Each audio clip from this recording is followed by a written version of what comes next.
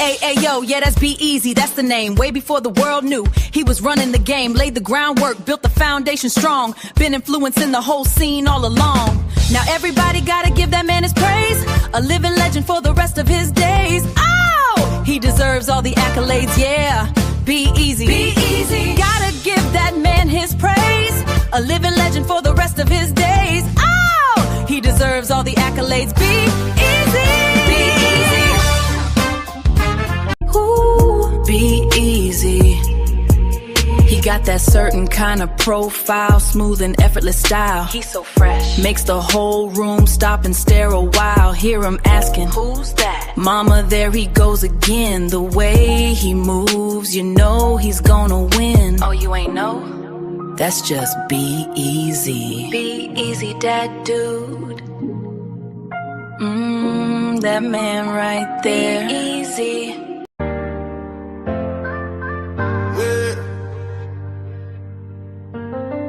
B-Eazy Dat Dude. B-Eazy Dat Dude. Yeah, they know the name. Stacking up the paper, but having money ain't a thing. Standing on business, burning hotter than a flame. From the block to the boardroom, you gotta stand the rain. B-Eazy Dat Dude.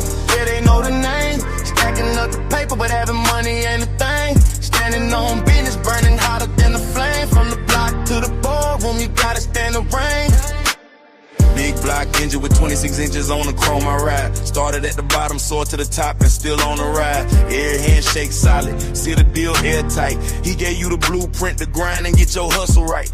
Money in the vision, it was dirty but he washed it clean. Turned a dollar to a dream, now he living like a king. From the late nights grinding to the early bird moves. Ask around the city, he really that dude.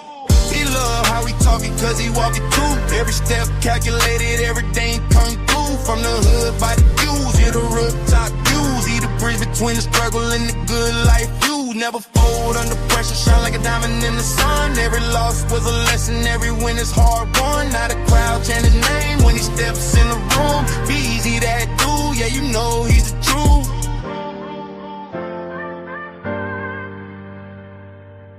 B-Eazy Dat Dude, yeah, they know the name. Stacking up the paper, but having money ain't a thing. Standing on business, burning hotter than a flame. From the block to the boardroom, you gotta stand the rain. B-Eazy Dat Dude, yeah, they know the name. Stacking up the paper, but having money ain't a thing. Standing on business, burning hotter than a flame. From the block to the boardroom, you gotta stand the rain.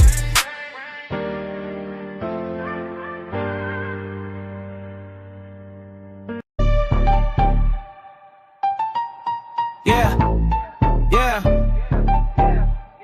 Listen up. It's B-Eazy Dat Dude, the great. He ain't fake, he one of the real guys. Spitting fire every stream. You been late to the party, now it's time to realize. From Pittsburgh to around the world, yeah, the flow is elite. Every beat that he slide on turns into straight heat. Came up from the grind, selling box on a laptop, running up a bag, feel like he hit the jackpot. Got the luxury visions, ambition vivid, never bluff. Person's progress, persevere when the going gets tough. B-Eazy Dat Dude, got stripes in the game. Every rhyme, every line, they gon' remember the name. From the streets to the stage, the energy don't fade. Legend in the making, yeah, history's what he's laid. Mic in his hand, heart in the flow and soul on every beat. Dropping knowledge, power, bravado, his legacy complete. Hustle amplified, lyrics electrified, that's the truth. Be-Eazy Dat Dude, established with certified proof. Feel the bass, feel the vibe, let it ride through the crowd. All the words, every hook, man, he keeps making us proud. King of his lane, rising above every feud. All hail the one and only, one and only, one and only. Be-Eazy Dat Dude. Yeah. Yeah.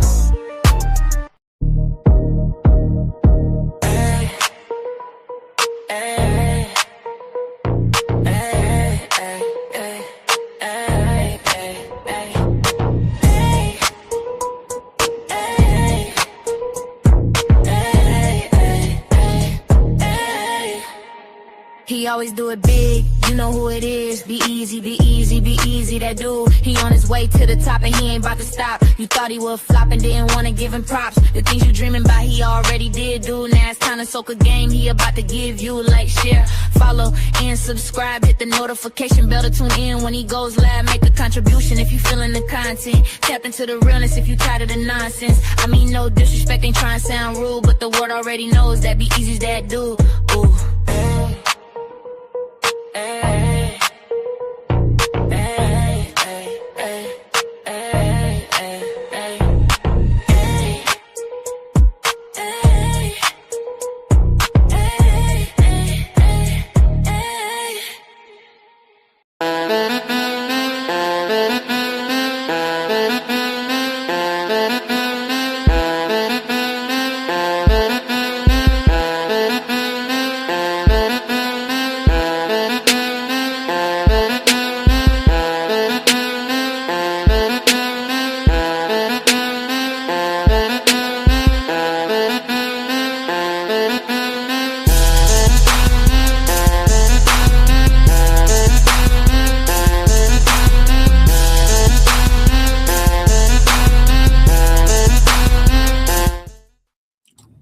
Turn your radios up.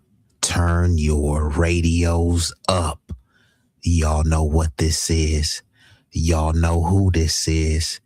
B-Eazy Dat Dude, an impromptu stream back with another one. This one is gonna be a banger. Controversial issues, so it will be a doozy. I don't like to keep y'all waiting. So before we get this thing started,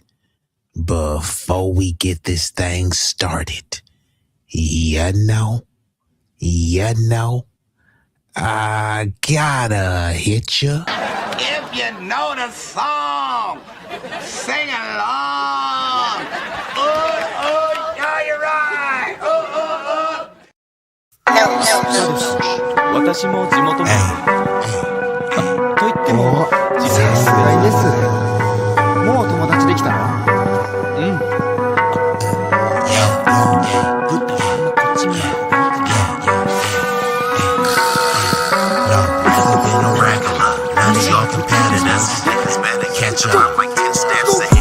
This promethazine got me leaning like a cholo in the club. I'm 20 deep. I don't be riding solo. Pull some bad bitches, they vanilla and cocoa. They wanna take some photos when we kick it out in Soho. Chicks are showing tits and popping pussy for my promo. Told them like juvenile, baby, move it for me slow-mo. Then I'm right back to the block, cause I keep getting moto. I be flipping, not shrinking. I don't give a fuck about no ho. This nigga name ain't D-Lo, but pimpin' these bitches and stacking this bread forever be my stilo. This is B-Eazy Dat Dude in the trap making pass smooth. If I ever go broke, then I'm about to pull a jack move. Since a nigga healthy, I don't even gotta worry. With my bitch from Fiji, eating tandoori and chicken curry. That ism is really indie. My pimp game international. I design my own clothes, so I be always looking fashionable. Here's a couple facts about me that y'all didn't know. Some of y'all be getting bread, but I be getting bigger, dawg. I got bigger guns and a whole lot of better. And we are activated, and we've been joined by at least one illustrious guest. We got none other than the exquisite, the elegant, and the enchanting Sincere Saida in the building. So salute to her. Appreciate you. The graphics, the music, that's all me. Curated by me, produced by me, written by me. Everything is all me. Oh, damn. I was about to get into it. Roger came in at the last minute, so we've got none other than the East Coast finest, Mr. Nassau County, Mr. Roger Meadows. Hey, bruh, where Brooklyn at? Roger Meadows, what it did it do? And we gonna get right into this thing because, you know, it's Friday and I'm sure y'all got other things to do. But since you chose to be here with me, at least momentarily. For that, I thank you. So I'm going to get right into this thing. So let me go ahead and pull this up. Bada boom, bada bam. Could y'all see that? So a woman files a lawsuit after arrest. Now, before I get into this one, let me pull this down and let's see why she was arrested. Because people love to make a big deal about felonies. And as soon as you get a felony, you know, people act as if, you know, you're worse than Satan incarnate, right? So this was Jennifer Combs. She was charged with a felony because they said that she allegedly, here it is right here. On May 8th, 2026, Combs was arrested in Henderson County and charged with a felony under Texas Penal Code 4206, right? And this covers a false alarm or report offenses that create public panic or unnecessary emergency response. Now, you see that they have, when you see that someone is not being punished for a crime, it's because it's at the discretion of the justice system and the law enforcement. There's a law on the book for anything, and many of these laws are written very vague, very nebulous, and they add a multitude of caveats, which is why there's a saying with the grand jury that they can indict a ham sandwich, because there will always be some sort of legal jujitsu that they'll be able to say, there's always something that they can point to. Now, this woman, she had posted videos, and this is just a prelude to the discussion and the videos that I will be playing. So when y'all think of disgusting water, many of people think of Flint. And this is why I still to this day despise the disgusting and grotesque tether in chief, Obama, the head tether in charge. He went to Flint. He pretended as if he drunk the water. And then, bruh, if you gonna pretend to drink the water, at least take a swig. If you FBA, you know what a swig is. You know what a swig is. So there's a difference between a sip and a swig. It's just like if some, you know, when you was in high school and somebody was like, hey, bruh, let me sip that. It's like, nah, bruh, you know, or you got to waterfall it. You feel me? You know, you got to hover it over the mouth and take a swig. Like, nah, nigga, I told you to take a sip, not a swig. Like those measurements matter, right? The sip and the swig, the measurements are different. That being said, the tether in chief Obama went to Flint and pretended to take a swig of water. No, he should have took a swig. Let me retract that. He should have took a swig, but he pretended to take a sip. Because he pretended to take the sip, he was like, hey, look, the water is fine. The water barely touched his lips, and he was like, see, nothing wrong with the water. And several years after that, the water was still contaminated. So you mean to tell me what, it was clean when he took that fake sip and then he left and then it just miraculously got contaminated? Let's just say that is the timeline. Why didn't he do anything or say anything about it? Obama has been out of office for how long? He's always going around wagging his finger at black men, but he won't talk about Flint. Interesting. Now, those are not the only places in Mississippi, many places where there are predominant black population, many places that have extreme old infrastructure, and some that suffer from white flight. They look and say, well, it's a non-white community. And if it's a predominantly or a significantly black community and or significantly poor community, they say it's cost too much money to fix. So they don't care about the value of human lives. They'd rather have people die off, and then this is why both parties support open borders, so they can bring in a new crop of people that are more destitute, more vulnerable, you know, and more grateful to accept the conditions, right? That's why they love to talk about shithole countries. And then they say the third world, but they want to bring a bunch of people over there because they can always wag their finger and say, hey, you don't want to go back to that shithole, do you? So they've socially engineered and indoctrinated Americans to just accept the conditions, right? We're paying all this money, millions and millions, that they just send to random countries for anything. They sent 87 million to Pakistan for gender studies, hundreds of billions to Israel to fight war. Meanwhile, here they'll talk about their pro-life and, this is a white Christian nation and all this stuff. Meanwhile, the infrastructure is falling apart. And it's not just in black neighborhoods, but what happens is they let the infrastructure fall apart in the black neighborhoods and they say, so what? You niggas need to pull yourself up by your bootstrap. And then when it happens to the poor white communities, then they look around and saying, someone to help us.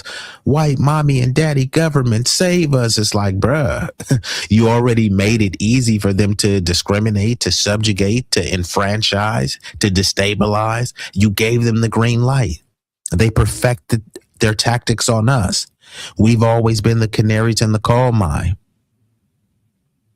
And you didn't care. So now when it's happening to you, now people want to kind of whine. So the context is that there's ongoing water quality issues in Trinidad, including discolored water. They have periodic boil advisories. So mind you that they said that this lady who blew the whistle, she blew the whistle about this disgusting water. And then they came to charge her with a felony because they said, oh, you're making people panic by telling them the truth. They didn't call her a liar. But they just said, okay, well, she was misleading the public, right? So we're going to get into that. So that's just a prelude to the discussion. And let me see what y'all saying in the chat. You said, did this happen down south? Yes, it happened in Texas. A sip, a swig, and a gulp. Okay. Sincere added that extra measurement. And yes, a gulp is part of the measurement. It's true, right? If somebody passing the bottle, right? Like, oh man, that's that you got a bottle of heme. Let me sip that, right? And then some people may be like, okay, bro, you didn't put in on this, but you can get a sip. But then if that sip turns into a swig and that swig turns into a gulp, come on, you didn't put in on this, man.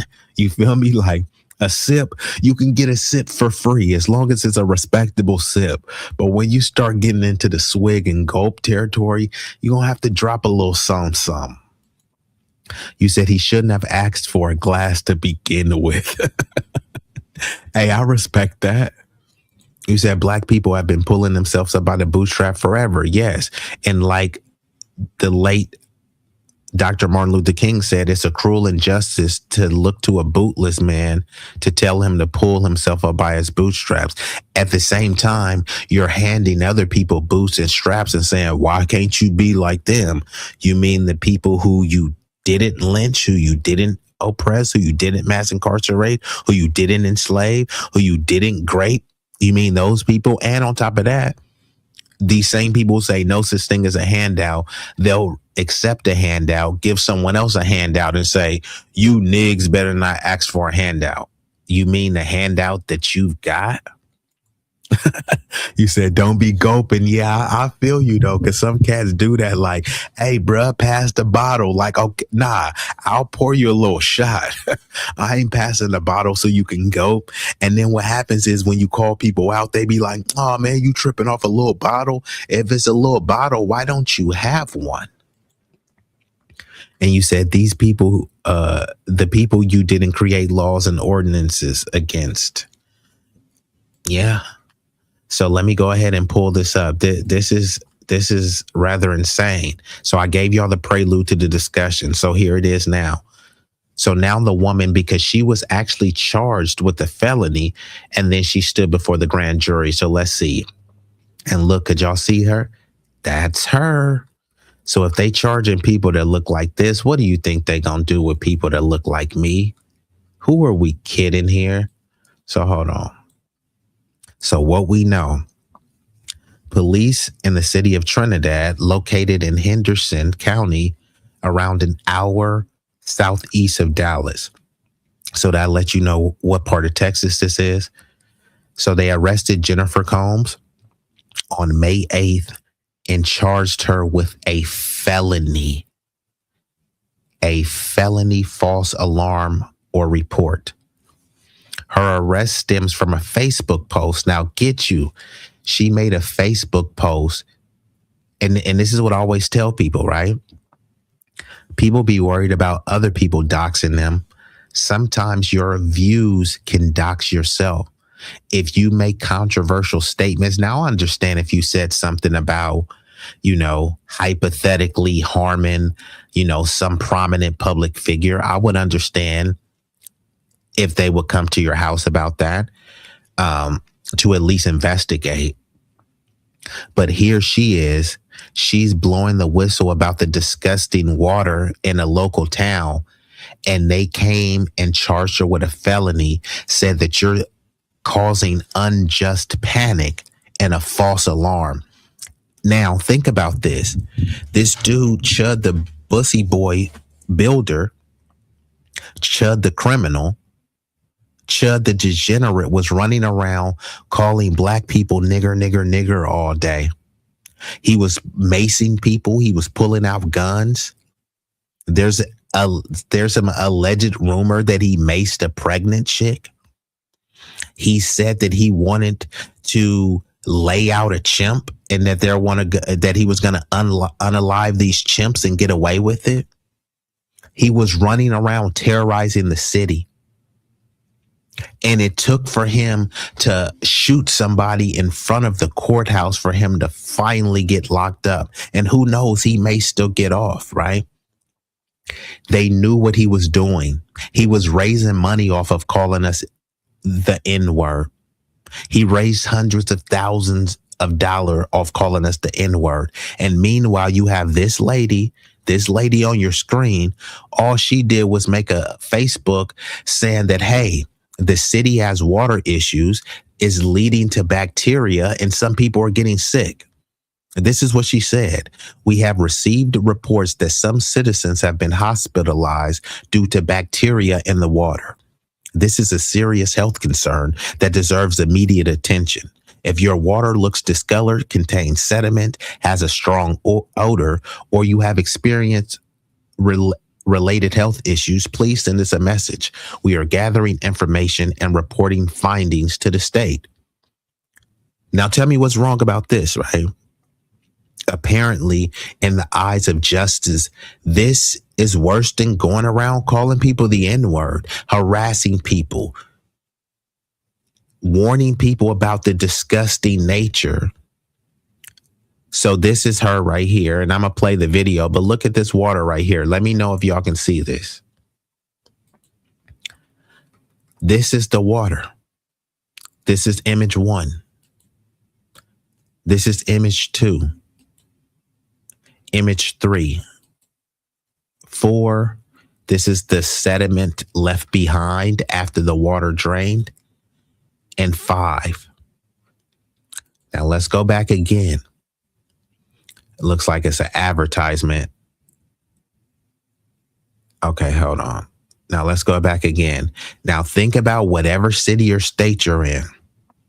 Now think about an affluent area, right? I'm in the Bay Area, so let's say Walnut Creek, Danville, Orinda, Moraga, San Ramon, Black Hawk. Name some other cities, right? Would they tolerate their water looking like this? Come on now. We all know the answer.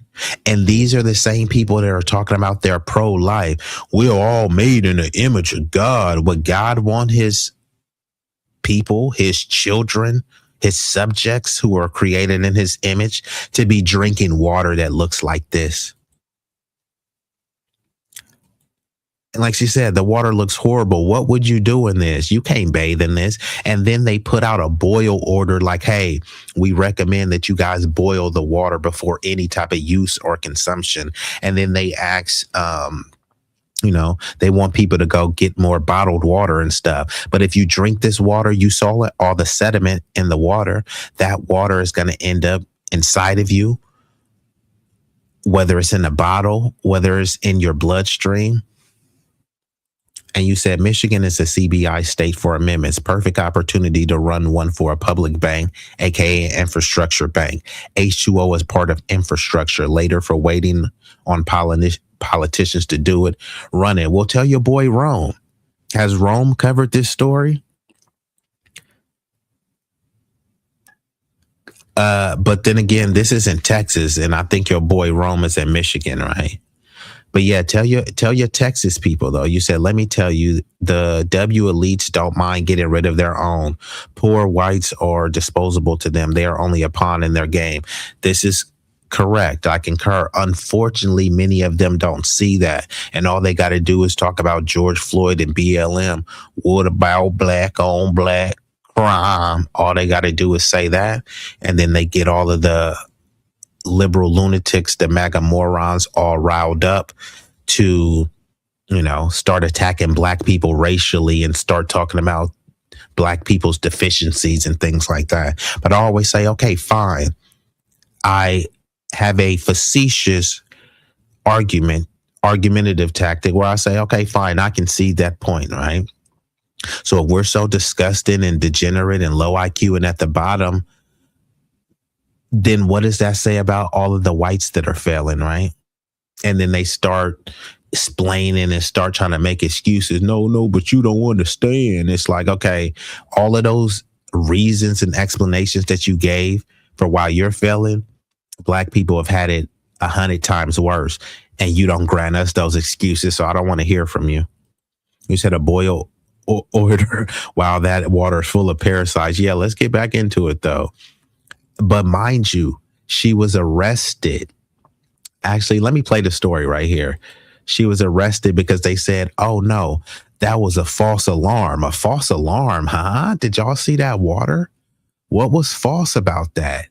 And this is what I'm saying. Like, people could run around terrorizing the black community, disenfranchising us. And it's just like, oh, well, it just is what it is. Meanwhile, the city corrupt leaders could run the city into the ground, poison the citizens. And, you know, no one cares because they're too busy fighting over black people. Is George Floyd the reason why that water is disgusting? Is random niggas in Oakland doing drive-bys the reason why this water looks like this? We all know the answer. After posting health and safety concerns about a city's a woman says she was arrested after posting health and safety concerns about a city's drinking water on Facebook. It happened in Trinidad in Henderson County, southeast of Dallas. People who live there say the tap water sometimes looks and smells unsafe.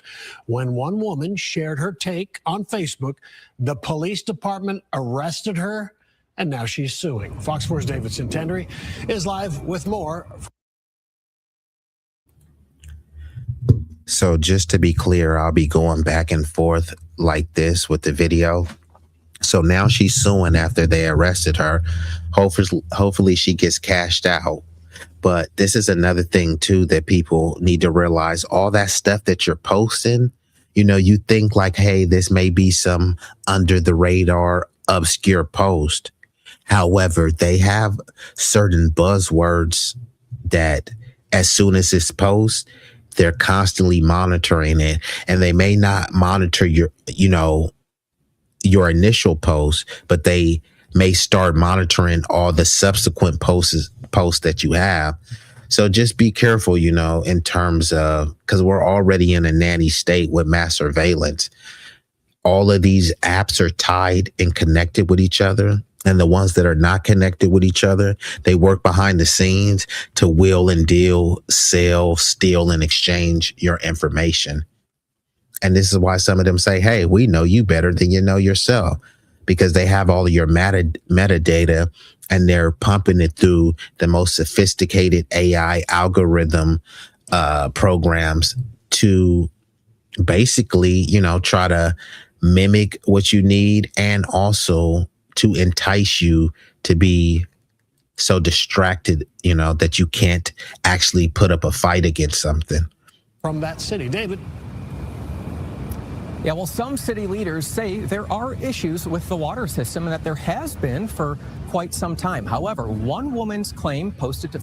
And just to be clear, I have to pause, stop the video, etc., just so that I make it transformative.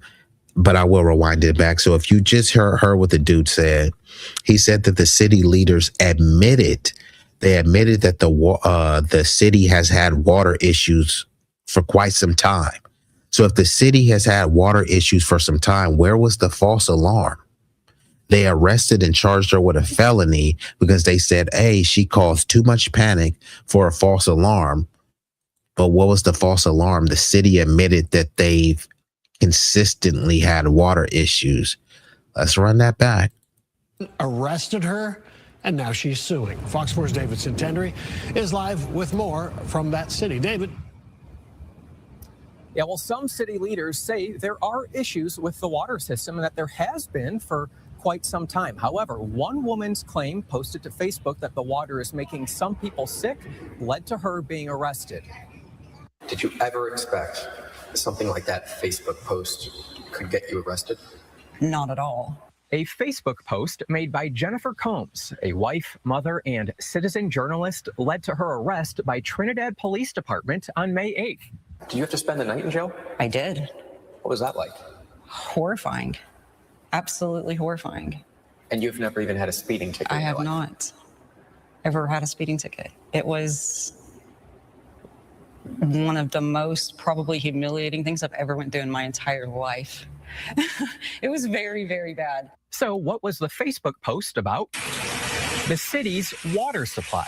The best way I could describe it is it looks like the Trinity River is flowing from their water taps. The post from her page Southern Belle Watch reads in part, now y'all saw that water, right? I'm gonna run that back. Y'all saw that water, but somehow, so the city officials who were precise, look at this water, right? The city officials who were presiding over this crisis, where the water looks like Yoo-hoo is coming out of the drain. These city officials weren't arrested, but the person who blows the whistle about the disgusting corruption in this town, she gets arrested, and then people still think they're free. She has the freedom of speech, right? She had the freedom of speech to post this on Facebook. She's a citizen journalist. And then when she blows the whistle on the mismanagement and the poisonous water in this town, she gets arrested and charged a felony. Now, luckily, the grand jury saw right through this crock of sugar honey iced tea and said, hey, yeah, you guys don't have enough to make this stick. The fact that they're mass surveilling people, right? And it's funny because people post all types of disgusting things on Facebook, but police are never coming to their door. You know why? Because it's distracting. It's things that are bigoted, things that are racist, things that keep up the division, but things that uplift and enlighten people. Somehow those things don't get signal boosted. Even right now, this stream, I'm probably going to get some of my lowest amount of views on this stream. I have some of the lowest amount of people watching this that I've had in a while. And you know what? That's fine with me because I'm not doing this to have the greatest numbers. But if I was talking about bitches ain't shit but hoes and trick, what about black on black crime? If I'm talking about that, then suddenly the numbers go up. But when I'm talking about the corruption, when I'm talking about, you know, pretty much how your leaders of all your communities have sold you out, these topics are not as sexy and enticing to the average listener. Definitely not to, you know, the younger listener, you know what I mean? Many people want to hear some BS, you know, who is screwing who, what gang member shot this person. But, you know, none of that stuff provides any value to you. It's a form of escapism, you know, but let's get back into it, though. Bad. So what was the Facebook post about? The city's water supply. The best way I could describe it is it looks like the Trinity River is flowing from their water taps. The post from her page Southern Belle Watch reads, in part, "We have received reports that some citizens have been hospitalized due to bacteria in the water. This is a serious public health concern that deserves immediate attention. If your water looks discolored, contains sediment, has a strong odor, or you have experienced related health issues, please send us a message. We are gathering information and reporting findings to the state." The police chief had screenshotted it and posted it on the Trinidad Police Department page. The April 6th post by Trinidad Police calls what Combs wrote false information that creates fear, panic, or unnecessary emergency response within a community, eventually charging Combs with felony false alarm or report. I feel like this is an extreme stretch. So here inside Trinidad City Hall, the water looks clean, but some say it's a fluid situation depending on where you're at and when. How would you describe the city's water situation right now? The city's water situation is a struggle, without question. Trinidad Mayor Dennis Hawes does not dispute that they have water issues. A lot of this stuff is original pipes that were put in here in Trinidad in the 50s, probably. We have to. So again, where is the lie? What year is it again? It's 2026. And he just said a lot of those pipes were put in the 50s. Okay. What have you guys been doing this whole time? So when she blows the whistle, they're saying that, oh, you're causing panic. And then they talk to the mayor and they talk to the city officials and they confirm what's true. These pipes are old. The pipes are rusted. Do you think that's by 1950 and 2026, you think that they haven't found a way to be more efficient with the water delivery system? I think they would. The only thing is there's not a profit motive to tear up these pipes and rebuild them, right? They always want to look at like who's going to pay for it.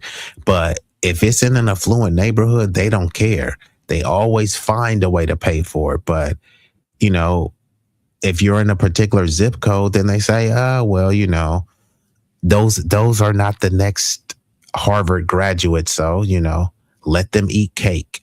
Let them deal with this type of water.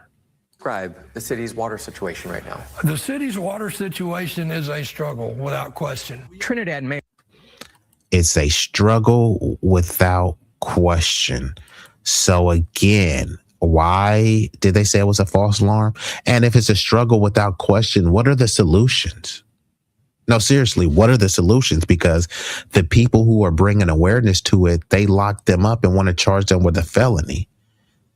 If they've had the same pipe since 1950, have they been trying to change the pipes, or are they only talking about this issue because of this Facebook post, because they've known about it for how long? But what have they done about it? I don't think we'll get an answer to these questions. Stretch. So here inside Trinidad City Hall, the water looks clean, but some say it's a fluid situation depending on where you're at and when. How would you describe the city's water situation right now? The city's water situation is a struggle, without question. Trinidad Mayor Dennis Hawes does not dispute that they have water issues. A lot of this stuff is original pipes that were put in here in Trinidad in the 50s, probably. We have to get to a position where we can fix that infrastructure, and it's very expensive, as I'm sure you can imagine. On Wednesday, the Texas Commission on Environmental Quality confirmed to Fox. Did you guys hear any solutions? We just got to fix the infrastructure. Stevie Wonder could see that you need to fix the infrastructure. How are you going to do it? You guys are trying to bury this story and act like it didn't exist. Now, when it blows up, then you saying, yeah, we need to fix the infrastructure. Why would they need to fix the infrastructure if everything was fine?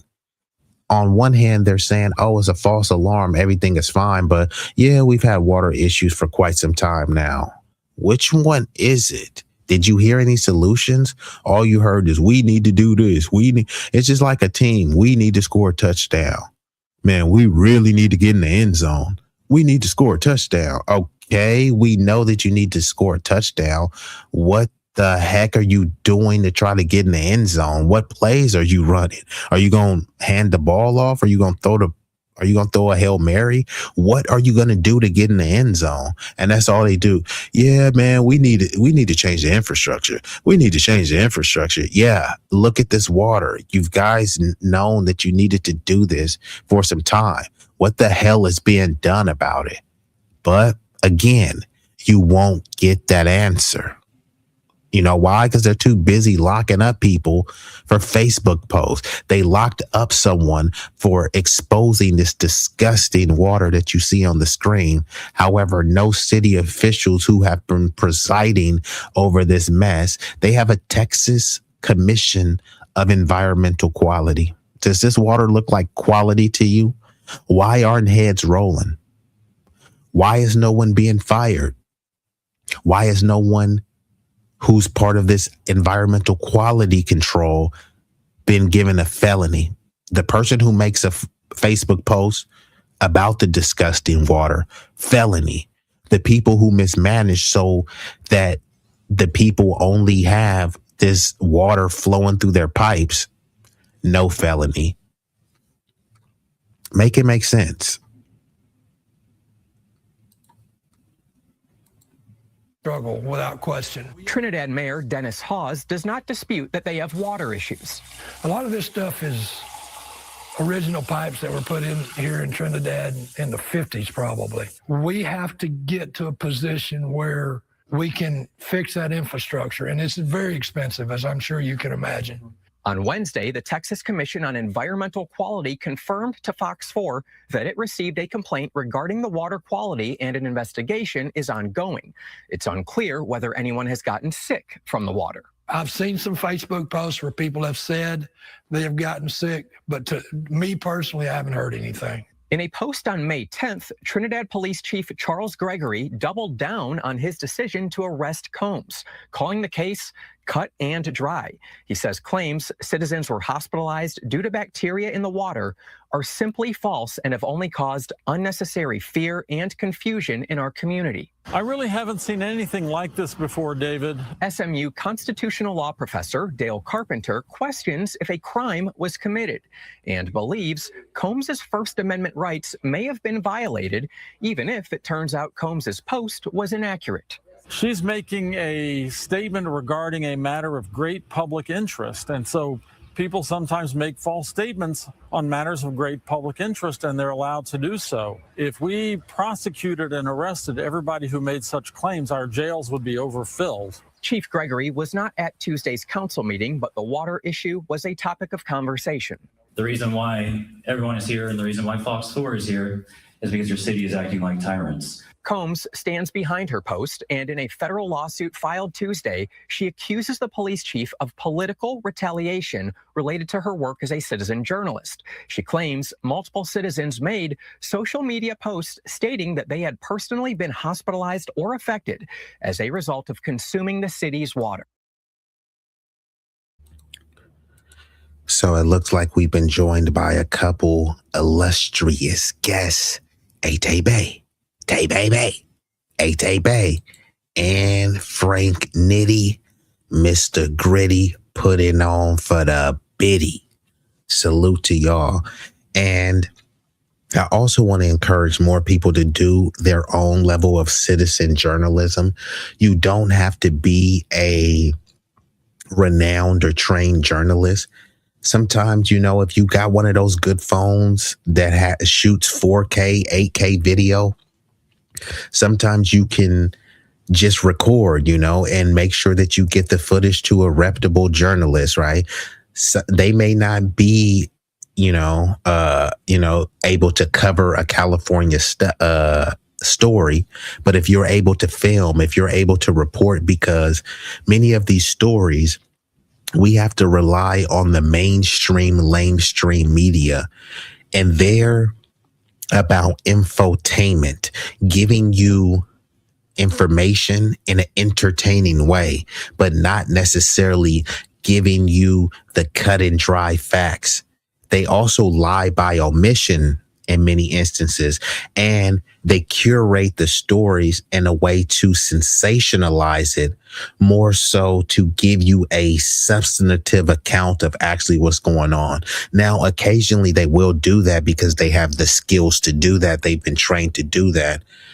But more than likely, they won't do that because they're not there to push back against power. They're not there to challenge the oligarchy. They're there to have you arguing over frivolous things and picking a side and getting grounded into partisanship so that you won't even talk to your neighbor because they voted for Biden or Trump or something like that, right? But all of those people that are on these CNN panels, Fox News panels, they're arguing back and forth, getting heated. That's why when you see all of these debates, the ones that get the most clickbait, so-and-so in a heated debate, so-and-so exposes this person, that person gets wrecked, that person gets owned, so-and-so gets obliterated in a debate, right? People like that. They think it's funny, but that's what people kind of click on, you know? That's why there's a saying, if it bleeds, it leads. As much as people want to try to pretend they're these Bible thumpers, Christian, stand on the straight and narrow, right? Why is there something called rubbernecking? Think about this, right? If there's an accident, what good has come from the accident? Usually someone's car is totaled. Maybe there's a body. Maybe there's some limbs. That's not something you should want to look. You should want to keep your head straight, looking ahead of you. But is that what people do? When there's a massive accident on the side of the road, they tell you not to look. Don't rubberneck. Keep your head straight. But is that what people do? What good could you see over there? Somebody with a totaled car. Is that good? Somebody that may have been in a fatal accident. Is that good? What is good about the accidents that you're rubbernecking to see? Nothing. But that's what you want to see, you know what I mean? And that's how people are, right? They want to see a lot of the toxic stuff all these times, right? The same people that talk about crime, like, why are you fixated on crime so much? All the stuff that you can talk about, but your narrative just keeps being surrounded around crime. Same way as these manosphere, coonospheres, that it's always surrounded around OnlyFans, hoes, and thoughts. Like, bro, why are you constantly talking about hoes and thoughts? Unless you're around a bunch of hoes and thoughts, unless you're obsessed with them. Otherwise, why would you be talking about them, right? So all of the negative things that people talk about, that's what you want. So I don't get why people are complaining about it. The community, the crime in the community. Like, what have you done about it? You've made a podcast to whine about crime in the community. Meanwhile, crime still persists. Do you think you making a podcast is going to do anything? No, because you don't really want anything to change, because then you'd have to stop whining about the conditions. You know what I mean? The conditions would be, you know, ripe for success and progress. So you wouldn't have any crime narratives to whine about. You said endless debates ties up your time and energy from taking action to come up a solution. It's a CIA tactic. Yeah, and this is what I'm trying to say. That's why you see people with the same stuff. Should women submit? What about black on black crime? Fatherless homes? Socialism? Capitalism? Capitalism versus communism? Communism versus Marxism? It's like these endless debates that like really go nowhere. And often at times they're not solutions. It's just someone is trying to win the debate. So it can say Roger owns someone in a debate, right? And then you gather all of this audience, and then you get like 1,000 people watching you, 2,000 people watching you, and you don't direct that energy towards anything meaningful. It's just like, tune into my next debate so I can obliterate someone else. Obliterate somebody about an issue that doesn't even affect them. People will have a 3-hour debate about trans bathrooms. Should trans compete in sports? And then I'm looking like, okay, how many trans people actually competed in your local state? Well, there were two people out of tens of millions. So they make the issue much bigger than it is, because if you're arguing about should trans compete in sports, you're not thinking about interest rates and the cost of gas and Another thing they like to do with the economy too, they're like, the price of eggs are so much. Like, when you're trying to afford something, are you really thinking about eggs? You have your cell phone to pay. You have your utility bills to pay. You have your card note. You have your insurance to pay. But you notice how these talking heads, they always try to talk about the cost of eggs. And let's just say that you got eggs at a fair price. You got eggs at $1.99 or whatever you consider a fair price for eggs. Let's just say $1.29. Okay, fine. You got some cheap eggs. You got some cheap eggs, but your gas ain't cheap. Your rent isn't cheap. You can't afford a house. You can't afford health insurance. But hey, you got some cheap eggs. And these are the narratives that the mainstream, lamestream media likes to say. So I implore all of y'all to, step your citizen journalism game up. You don't even have to be well trained. You're trained in how to use your camera, right? You always taking selfies. Flip that camera off of you and start recording some of the action. But don't just be recording the action when you need to get into action, right? Because there are some times where people, they just record the footage and then they don't do nothing. They'll see somebody getting unalived on camera. Oh my God, this is so sad. Look at it, y'all. It's in 4K. It's like, why the fuck are you filming this person? The dude is getting stabbed to death, hypothetically, in this scenario. And instead of intervening, you're filming it to say, oh, that was sad. Like, you could have hung up and called. You could have intervened, but it's like you weren't scared to film and record this person and get their face, but you're scared to jump in. So it's just a lot of mess going on. People have their phones already. Use those phones for better, right? So let me pull this back up. So that was a bit of harangue. It was about citizen journalism, but I kind of went all over the place, but y'all feel me. So I only got a couple more minutes of this video, and then I'm going to transition. And I won't be here for a long time, but it will be a strong time.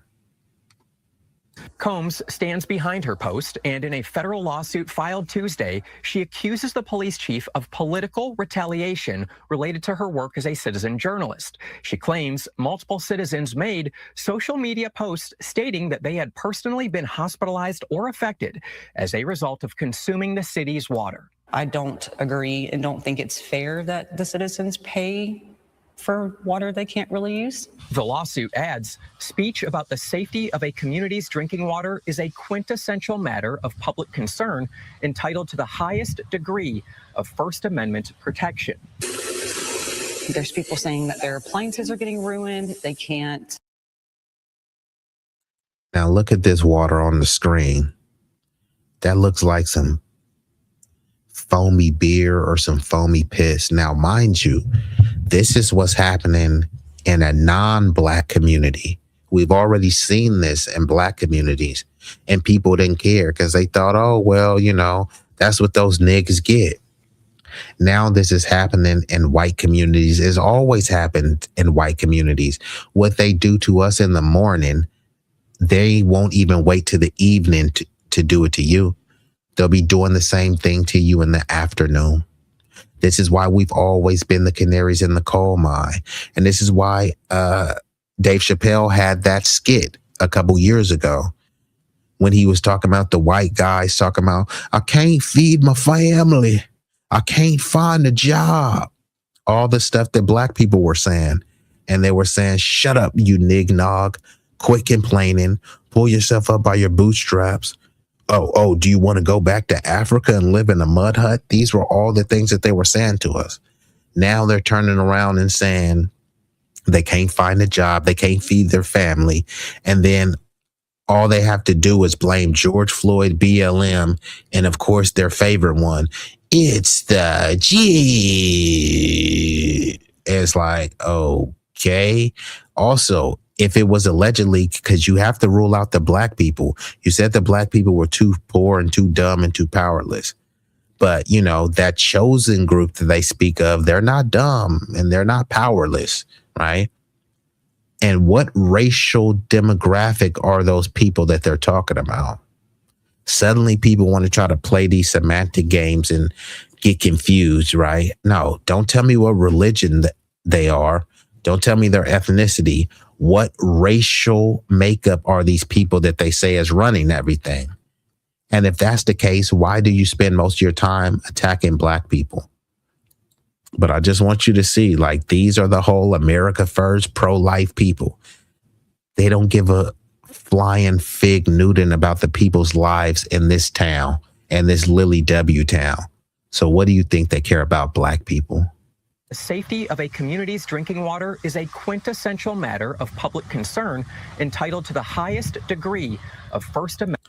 And that's going to transition. I only got 1 minute left. And like you said, Sincere, the permanent slave class is going to transition right to my next story, because capitalism is like a diet version of feudalism. The default position is feudalism, where there's kings, queens, nobles, lords, and everyone else is a peasant. All of these movies that they love to make, the Game of Thrones and the types of movies that you get enamored with, they do want that back, right? You know, where it's you're run by the Starks and the Lannisters, and then, you know, there's the appointed lords and nobles, and everyone else under that is a peasant.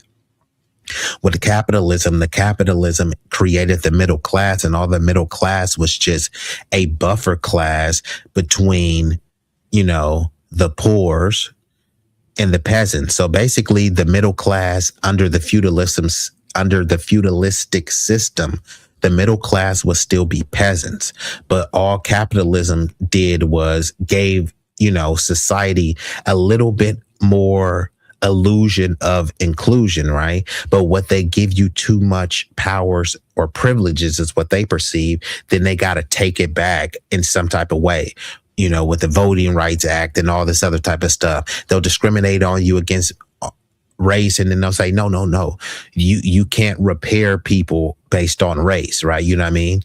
They can say, hey, shoot those blacks over there, hey, RAPE those blacks over there, but then when it's time to get justice, hey, we can't give justice to the blacks because that will be, you know, race-based, you know what I mean? So they done all sorts of ways to cement, you know, the certain slave class and the servitude class, because slavery is still legal.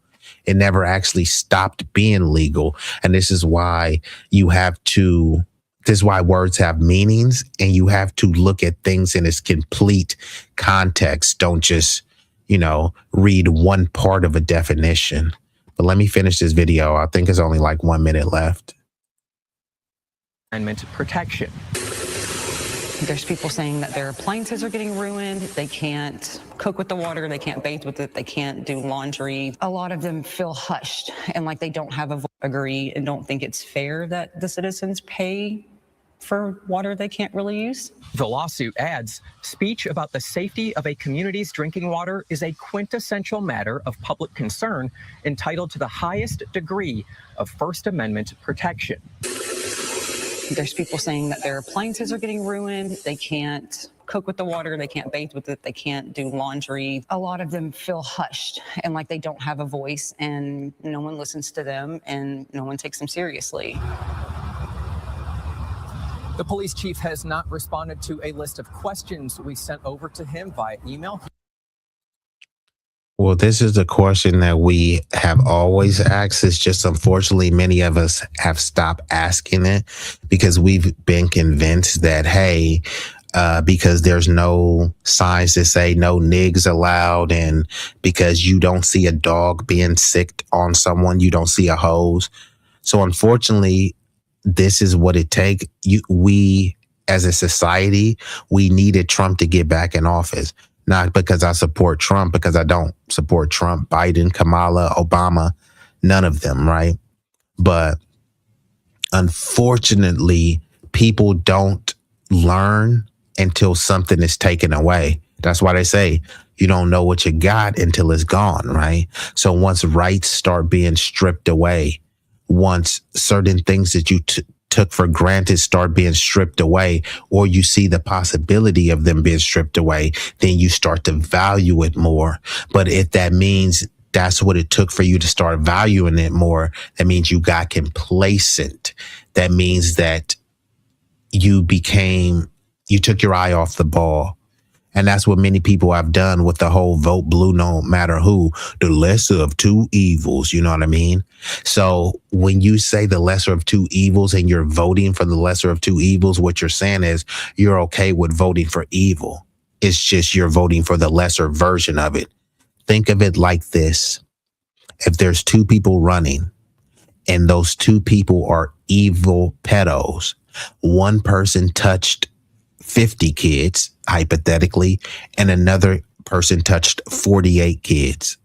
Would you say, I'm a vote for the person who touched 48 kids because they the lesser of two pedos?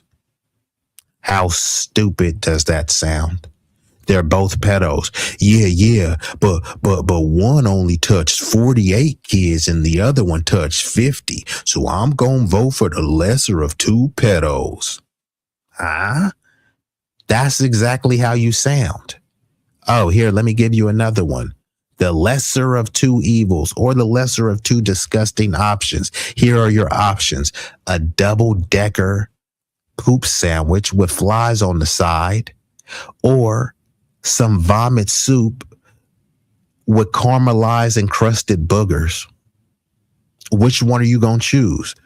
You only got two of those disgusting options. Are you going to choose the lesser disgusting option? Is a triple decker poop sandwich less disgusting than some vomit soup with caramelized boogers? That's what you sound like when you're talking about, I'm voting for the lesser of two evils. No, I'm not voting for evil. Why is evil an option? And instead of you trying to say, you know what, how about we fight to change our circumstances and fortunes so that we don't have to vote for evil? Instead, you just blindly say, I'm voting for the lesser. Like, huh? It just doesn't make any sense. Is that what Jesus would do?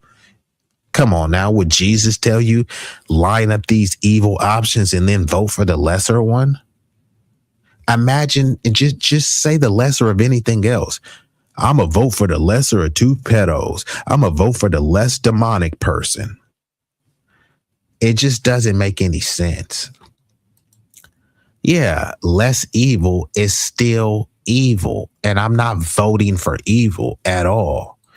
And you said, look at this government. It's nothing but pedo. And this is what I'm saying. This is why many people try to frame that lesser of two evil stuff, because it's a way for them to comfortably vote for some disgusting, petulant, pompous pedo. Like, if that's what you want to do, cool. Just stop trying to frame it as some act of nobility, because it's not that at all.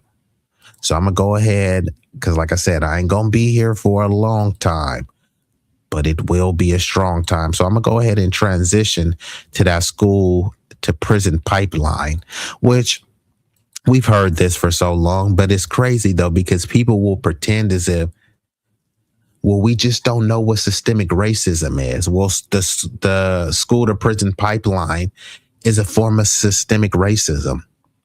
You can't pretend to be a high IQ and say, you know so much more than the blacks, but you can't figure this stuff out.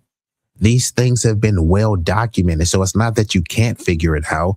It's you chose to ignore it. You chose to blame the people. And fine, I'm all about personal responsibility, right? These people need to be held accountable for their personal behavior, for their irresponsible behavior. But you can't preach personal responsibility for people who made a mistake, but then at the same time, try to skirt responsibility for the people who have put these unjust and oppressive systems in place, right? The people do need to be held accountable for their personal individual actions. But who was personally held accountable for COINTELPRO, right? Sure, people shouldn't have been selling drugs, right? But then also these alphabet agencies shouldn't have been putting drugs in communities. Can't we do two things? right? Hey, we can condemn the criminal for selling drugs. You can't tell me to condemn the criminal for selling the drugs, but at the same time turn a blind eye to the government organization who supplied them the drugs. Look at that nigga. He's shooting people. Okay, cool. Let's hold him accountable, but we don't want to stop there. Where'd he get that gun from? Yeah, no, you know exactly where he got the gun from. Why did we stop there? We want to demonize the person who is shooting the gun. Okay, cool. Let's demonize him. But this is a nation of laws. Who gave him that gun? And suddenly you start to hear crickets and they want to start framing it. What about black on black crime? Okay, I care about black on black crime. There's no black gun manufacturer. So where are all these black on blackety black blacks getting these guns? And then they pivot from where they got the guns. What about fatherless homes? Okay, cool. If their daddy was there, those guns are still readily available. So again, where are they getting the guns from? And then they start talking about single mothers and bonnets and pants sagging and rap music and video games. Everything except the people who are supplying this stuff, right? Well, y'all seen that movie with Nicolas Cage, The Lord of War? And people were praising it. I love that movie, Nicolas Cage, right? He was going around engaging in, a bunch of felonious acts, right?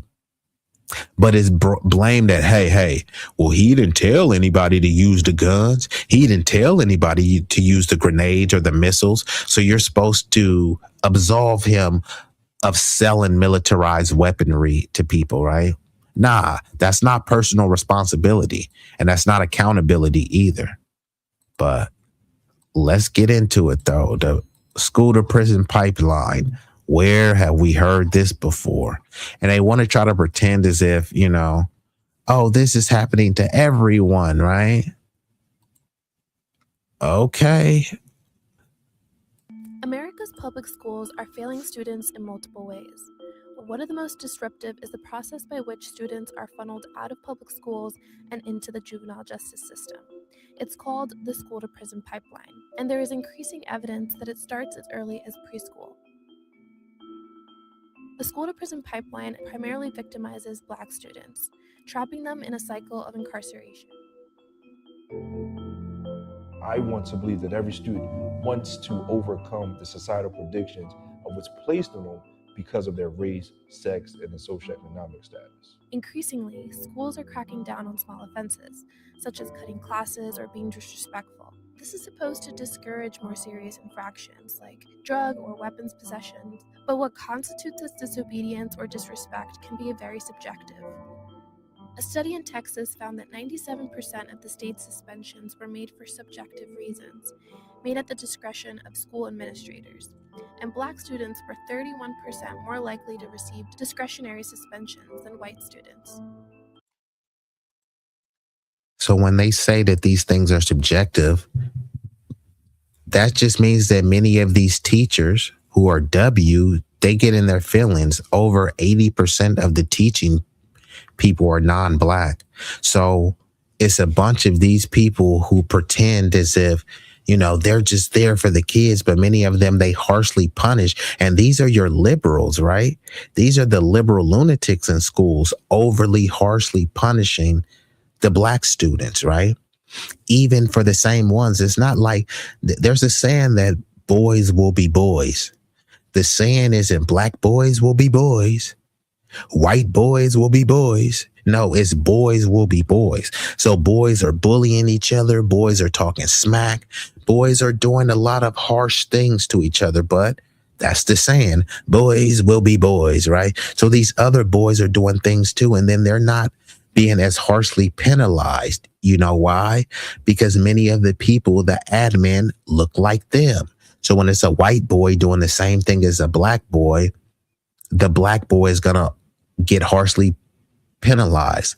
And then they'll tell you, well, why do you got to make it about race? You made it about race with this unfair and disparate treatment. But the only thing is they saying, why are you making it about race? It's like, why are you pointing out our racial bias and discrepancies? That's all they mean. Because they're the ones who make it about race. Otherwise, these numbers wouldn't be, this great of a disparity. Objective.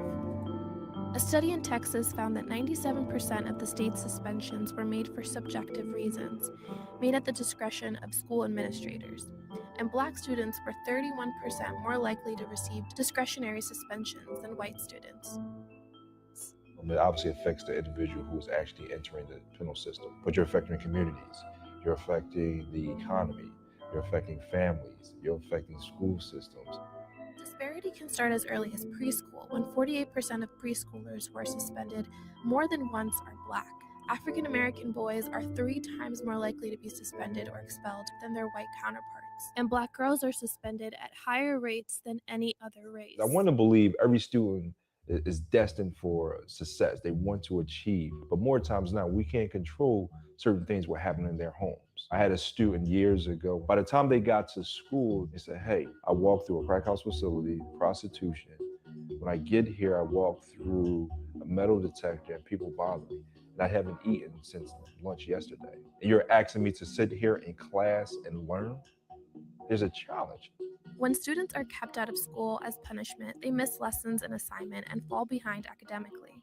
They are more likely to be disciplined again, which can lead to further problems. The Texas study found that students who had been suspended or expelled were twice as likely to drop out.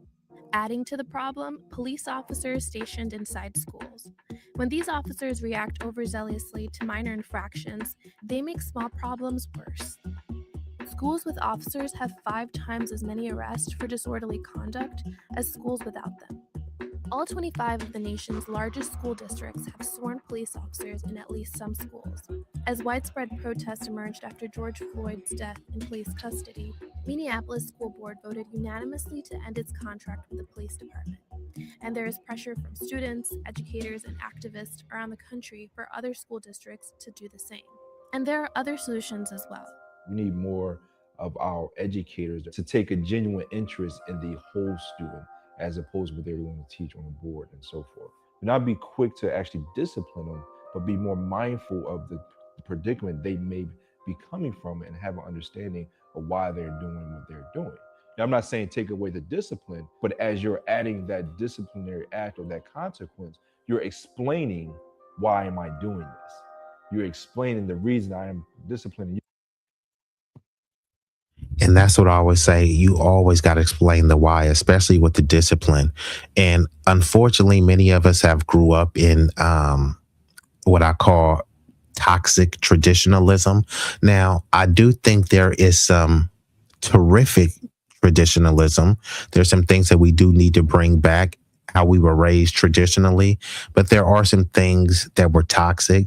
And one of the things is don't ask why and don't explain the why, because if your parents were paying the bills, it wasn't you don't ask why.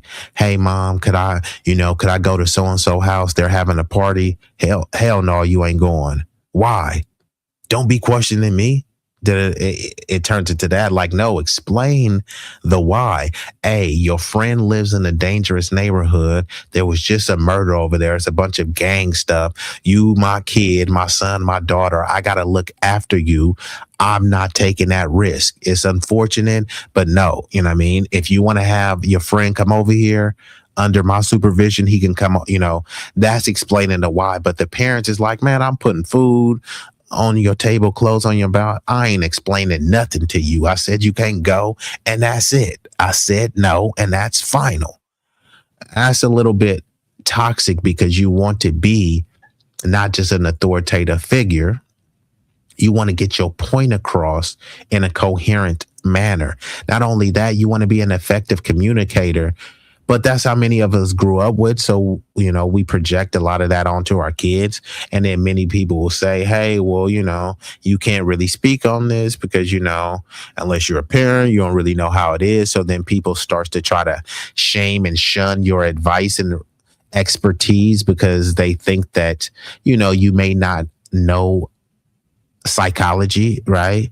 But other thing too, like there's a difference between like raising your biological kid, which is something you can't emulate it, but there are people who don't have kids, or they are good at raising other people kids better than their own kids. There's multiple teachers that have connected with students more than they connect with their own kids, because sometimes there's a balance of, you're trying to be too friendly with your kid, or you're trying to be like a tiger mom and you're a little bit too tough on your kid, which may lead to extraordinary greatness with your kid, but it could also lead to burnout. So, it's a lot of nuance, when we're talking about this parental guidance, and which is why I'm gonna do a show dedicated towards that, so we can talk about how we are more productive parents in society, but more productive assistance to the parents, right? Because if it takes a village, then you're gonna need the neighbors to be, effective, with their communication as well. But let's see. You say, yeah, communication is key. And if you're not explaining the why, how could they truly understand? If you don't explain the why, things up for interpretation, right? Imagine if your kid did a bunch of things, right? Your kid could have spilt some juice on the carpet. Your kid could have left the toilet seat up, and your kid could have got some bad grades. And if you just say, hey, little Johnny, you're grounded because you know what you did. Go to the room and don't ask me nothing. You're grounded. You already know what you did. I ain't explaining nothing. So now the kid has to guess, like, damn, well, what did I really do to get grounded? It could have been this. It could have been that. Now they're speculating, and then they might come to a conclusion. Yeah, I'm grounded because of this, but is that conclusion fact? You could have gave them the factual reason why they were grounded by properly communicating. And this is what many parents don't want to accept. Many of you are bad communicators. You don't think you need to be a good communicator because you pay all the bills. You better not slam no damn doors in my house. I brought you in this world. I can take you out. Okay, fine. That sounds good, but that doesn't mean that you're communicating well. If the whole point is for you to get someone to understand, and then you're leaning into, I'm your mama, you better listen to me. It's like, is that the most effective way to communicate? It goes back to the why. Explain the why. Why are you yelling? Why are you restricting them? Why can they do this? Why can't they do that? Instead, many people are leaning on who they are and what their authoritative position is, or what they've done in the past. I raised you. I wiped your butt when you was a kid. Like, yeah, now your kid is 15. You're not wiping their butt anymore. So why are you bringing that up? Baby boomers are uncomfortable handling inquiries from millennials and Zoomers. Already know they get triggered. For one, if you're younger than them, they get triggered. And then if you don't have kids, then they get, you can't tell me nothing. And then if you do have kids, then it's just like, well, yeah, you're a parent too. It's like, it doesn't matter. If you don't have kids, they're not going to accept it. If you do have kids, it's just like, man, you do you, and I'll raise my kids this way. People get ultimately extra offended. And I don't think many people are trying to tell people how to raise their kids. I think it's just a recommendation. We should all be trying to give each other advice to be better citizens, right? If I was in stocks, I may be good at investments, but if there's some things that people can say that I can consider, I may not take all the tips under advisement. I may get 10 tips and I may only take 2 under advisement, but I listened to the other 8. It's just only 2 resonated with me, right? And it can be the same thing with any type of advice. Someone can give you advice on how to be a parent, or how to be a more productive parent, and they can go in one ear out the other, but then it's something that might stick. It doesn't mean that you were dumb or that you were a bad parent. This is just going to help you evolve, right? So that's the whole thing. Like I said, I'm here to learn, but I'm also here to teach. So you said it's like baby boomers have been programmed to behave like militant soldiers. Yeah, mindless militant soldiers for the corporate oligarch and establishment. And Roger says lesser of two evils is code for I'm too scared and lazy to demand more and do the work to get more because I'm afraid of losing what gains I've already made, which I see that, you know what I call that? Intellectual cowardice. Because again, the whole lesser of two evils, that's not the only option. It's almost like how they say, oh, there's only two parties. No, there's not only two parties. Now, you can say there's only two viable parties based on the rigged system, but no, there's Libertarian, Green Party, all of these other parties. So just by these other parties, the People's Party, whether you think these parties are viable or not, they're still an option. So imagine, like I said, someone gives you an option for a hamburger and pizza and a hot dog. And you say the only options is the hamburger and hot dog. But no, there's a slice of pizza over there. No, but these are the only options, the hamburger and the hot dog. No, it's not. There's literally a slice of pizza right there. I have the option to grab that slice of pizza. Well, if you choose that slice of pizza, you really chose the hot dog. Huh? That's what they do. If you choose the third party, if you choose the Green Party, you really voted for Trump. A vote for Jill Stein is really a vote for Trump. Grabbing a slice of pizza is really grabbing a hot dog. Huh? So again, three options, a hamburger, a hot dog, and a pizza. I'll choose that slice of pizza. Why'd you choose the hamburger? No, I didn't. Why'd you vote for Jill Stein? You really voted for Trump. No, I didn't. Green Party is not a vote for Trump. And that's what they've convinced you. Oh, I would vote Libertarian, but that's just going to be a vote for Trump. So then you end up voting blue no matter who. How brainwashed and pathetic could you be? Let's get back into it, though.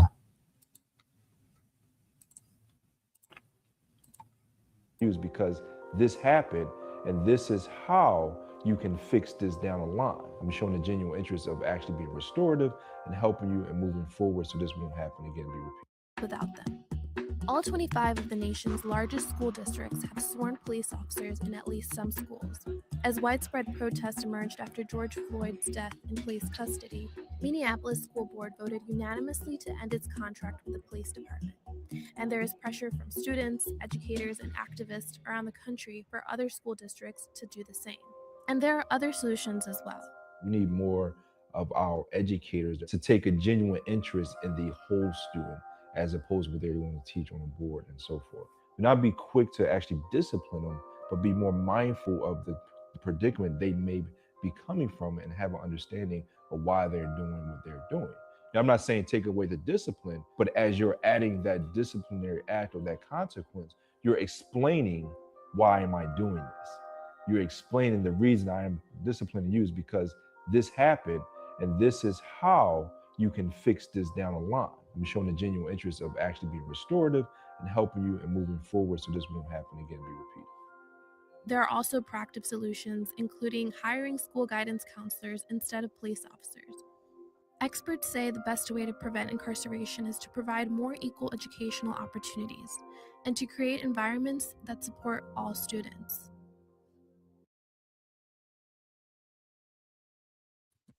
So yeah, the school to prison pipeline, this is not by happenstance. It's not coincidence. It is by design. But don't worry, we're going to get into it just a little bit more.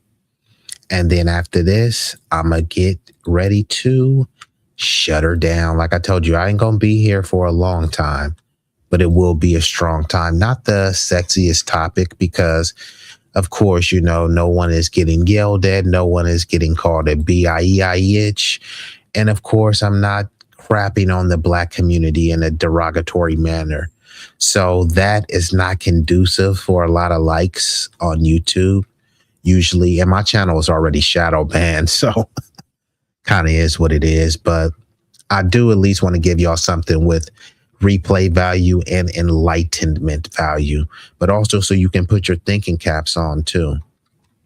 So Roger says, Oh, he said fathers are trained to be authority figures and mothers are trained to be nurturers.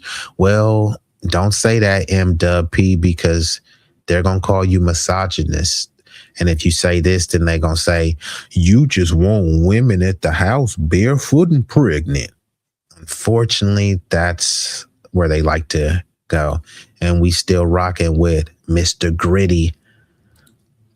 Voting for third parties are not the same as voting for Trump or Harris. That's what I'm trying to say. But that's what they always do.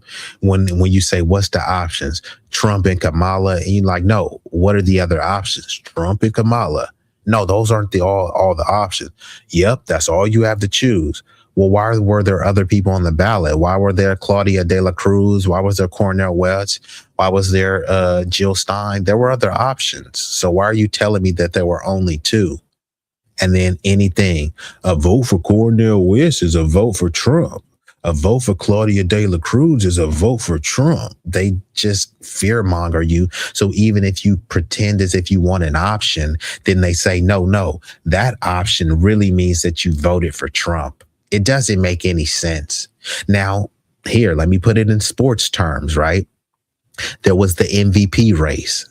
There was SGA. There was Nikolai Jokic and Luka Doncic. And then if I check Luka and say, a vote for Luka Doncic is really a vote for Nikolai Jokic. No, it's not. That's why I checked a separate box. When I check the Jill Stein box or the Libertarian or whatever party box, that's not the same box as Trump. It's a separate box. So stop trying to convince me that it's the same. And Roger says, I will tell him we don't have a per voter system, but a per state system. New York hasn't went red since Reagan 84 re-election. So New York was red. Okay, so let's get back into this, right? And like after this, I'm going to shut her down. So when they always talk about, hey, we freed the slaves and we abolished slavery and stuff, tell the entire story. The 13th Amendment. It's often celebrated as the end of slavery, but the text contains a critical exception.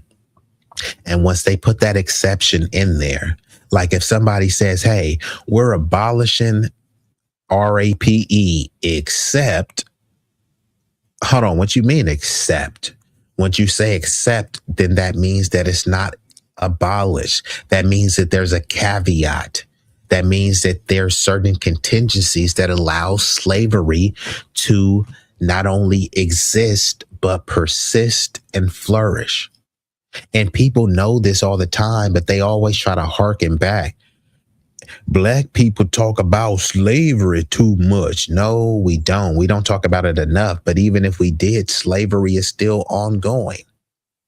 So why wouldn't we still talk about it, right? So the text, it contains a critical exception.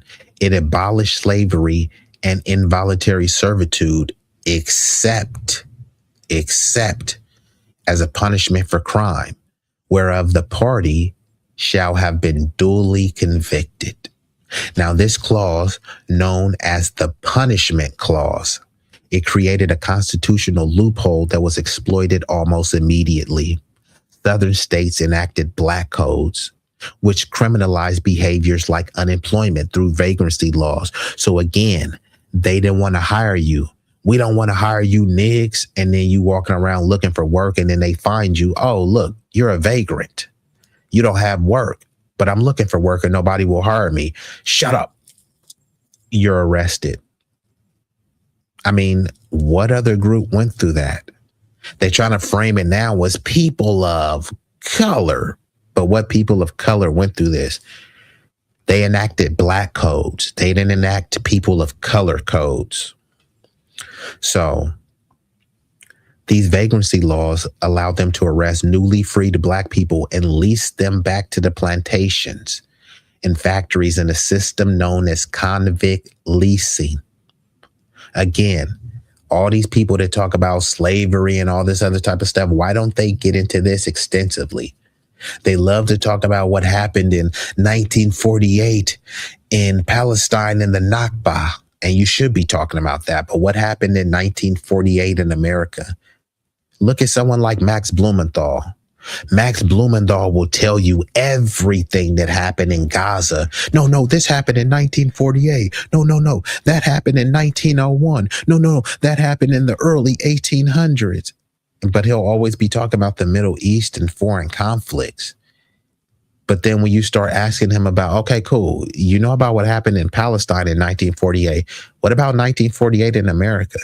Then suddenly, whether it's him, Dave Smith, Glenn Greenwald, then all of them start sounding like Nick Fuentes or Tucker Carlson. But I'm supposed to give them praise because they talk about what happened in 1948 in some distant land. Last time I checked, aren't you guys all American? You guys voted for Trump, who ran on America first. But all of their issues are about foreign lands first. Don't get me wrong. I'm not just a complete isolationist where I don't talk about what's going on in these foreign lands. But you can't tell me you see the humanity in some people that are being oppressed millions or thousands of miles away. But then right here in your home backyard, it's just like, hey, bro, you're being woke, right? We're being woke if we talk about what happened to us in America in 1948, but talking about the Palestinian Nakba in 1948, that's not woke. Make it make sense. So as the Harvard Undergraduate Law Review notes, this loophole establishes incarcerated individuals as persons without rights, whose labor is the property of the state. And what do they call you when you get locked up? A ward of the state, i.e. property, i.e. a slave. This directly connects the post-slavery era to the modern prison industrial complex. Now, for-profit prisons, an engine of inequality.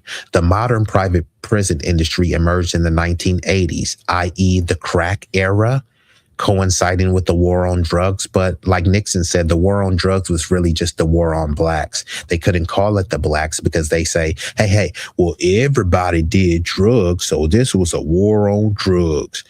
But they weren't locking up a bunch of white junkies, right? Black people were called junkies and crackheads. Meanwhile, the white junkies and crackheads were called hippies, and they were just free spirits, bro. Okay. So political lobbying. So private prisons companies have spent over, and the number is higher now, but 24.5 million lobbying Congress since 2000. And this is just since 2000 to advocate for harsher sentencing laws, mandatory minimums, and 3 strikes policies that fuel their growth. So again, they always talk about recidivism. We don't want to lock people up and we don't want people coming back and forth. No, they want people in there for a longer time. Why would they want people in there for a longer time now? If you've done something very violent, barbaric, and heinous, lock them up and keep them in there. But many people are in there for non-violent drug offenses. There were many black people that were locked up for weed. And then they were framing it, you do the crime, you do the time. These people had less than an ounce of weed, many of these people, or some of them had a pound, right? Let's just say a pound or 2. And that's supposed to seem, oh my God, he had a pound of weed. What was he going to do with that? Meanwhile, a bunch of non-black people are selling metric tons of weed. What weighs more, a pound or a ton? They're selling tons and they're saying, yeah, you were selling a pound of weed or an ounce of weed, because a lot of cats wasn't selling that much weight. You sold a couple ounces of weed, but you were demonized and treated as if you were Rayful Edmonds or Frank Lucas.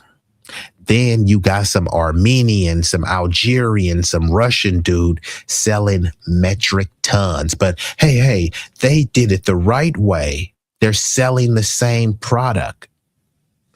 So the racial disproportionality Black people, foundational Black Americans, are disproportionately placed in private prisons where they often serve longer sentences and are less likely to receive parole. How is this just? The industry has given record campaign contributions, i.e., 1.6 million in the 2016 election cycle to influence policy. Their success is staggering. While the total U.S. population doubled between 90 and 2009, the private prison population grew 17 times over that same period. This is not coincidence. These corporations, through groups like the American Legislative Exchange Council, have successfully lobbied for the very laws that create demand for their services, often securing bed guarantees. Now, look this up. Now, these people are lobbying Congress. They're lobbying Congress to pass stricter criminality laws. This is why every year they talk about crime.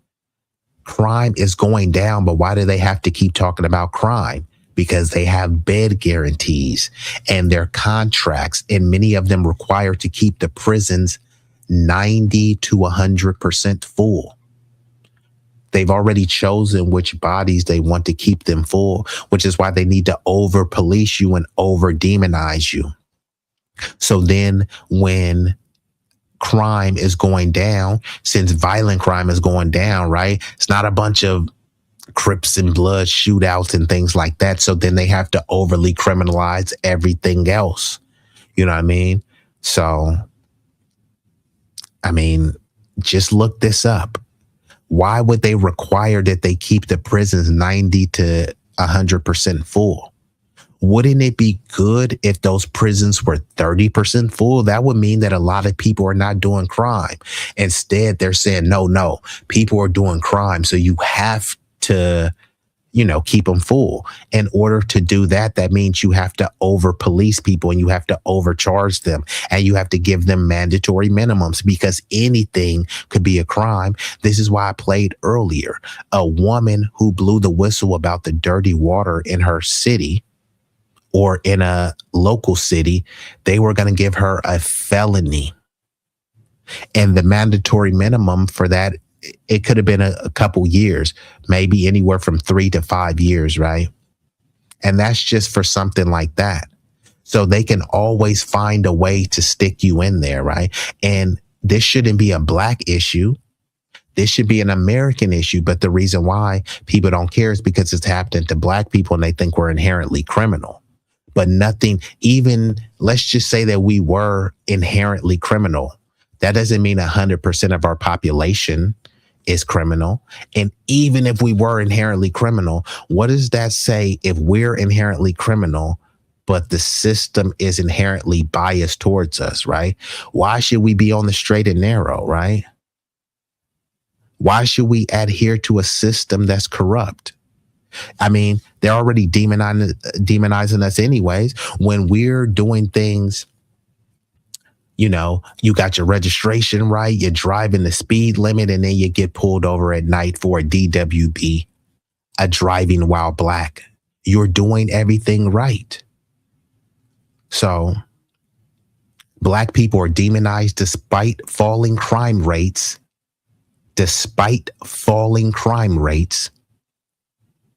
Research shows that Black Americans are not more prone to criminality, but are policed and sentenced more harshly. Black students, for example, do not misbehave at a higher rate than their white peers, yet they are disciplined and arrested far more frequently. Black men make up about 13% of the U.S. population, but account for roughly 35% of the incarcerated population. Black Americans are imprisoned at 5 times the rate of white Americans. Well, why do you gotta make it about race? They're making it about race. If they didn't make it about race, how could they have these stats? They have these stats because they made it about race. You're making it about race too. Whenever there's a shooting, if there's a shooting in Chicago, if they say, a man did a drive-by in Chicago, what's the first thing that people want to know?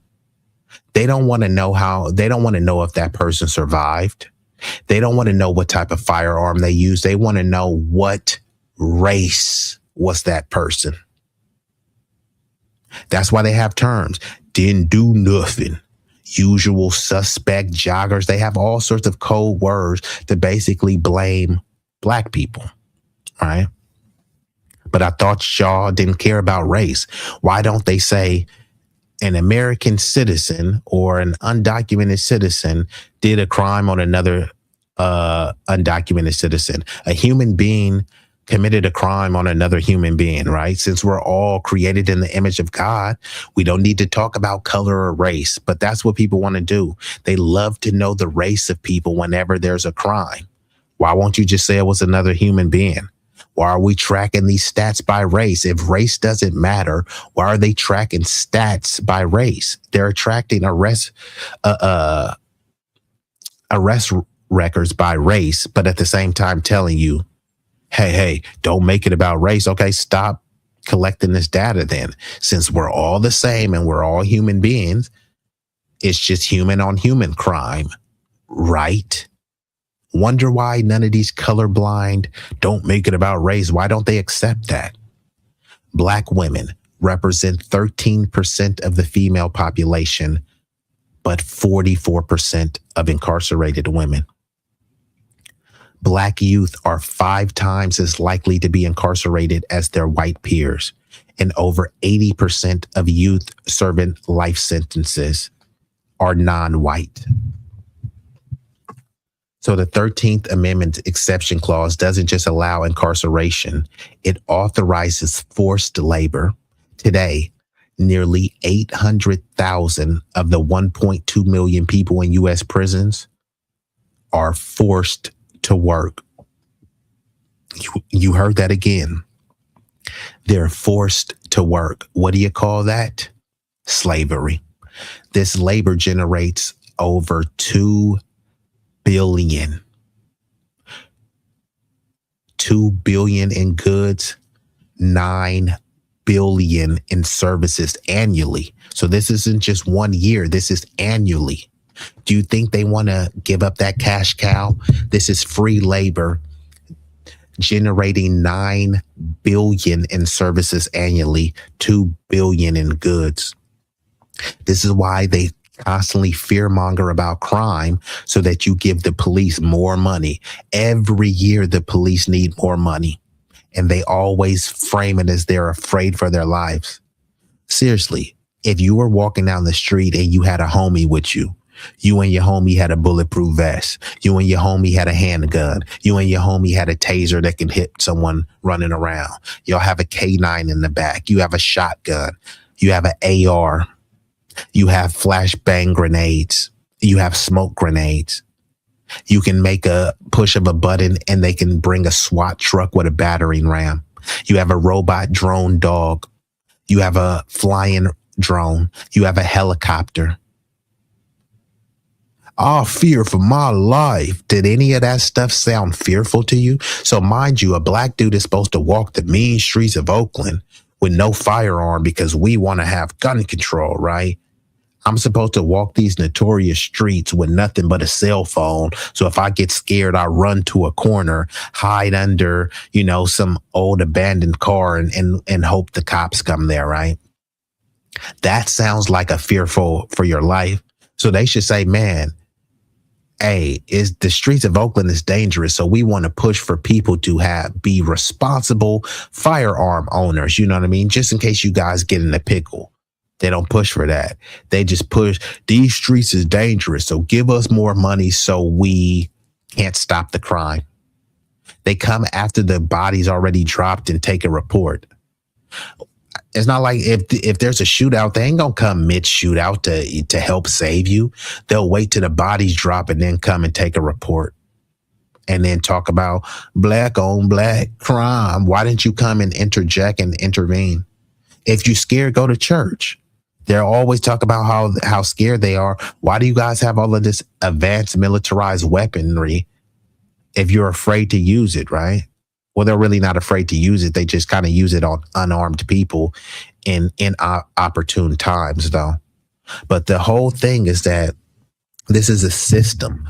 You don't need to know anything else. That all you need to know is that the labor from incarcerated people generates $2 billion in goods and $9 billion in services annually. You really don't need to know anything else besides that. The workers are paid pennies per hour or nothing at all. The average wage ranges from 13 cents to 52 cents an hour. So if you got a high paying job in prison, you're getting paid around 52 cents an hour. Now imagine whatever you wanted done around the house. Let's say you needed some landscaping and you can pay that person 52 cents an hour to get it done. If you needed a nanny, 52 cents an hour to get it done. Whatever service that you need. And this is on average. Most likely you would probably be paying about 20 cents to get it done. This is why they're constantly pushing the tough on crime. The tough on crime isn't about crime.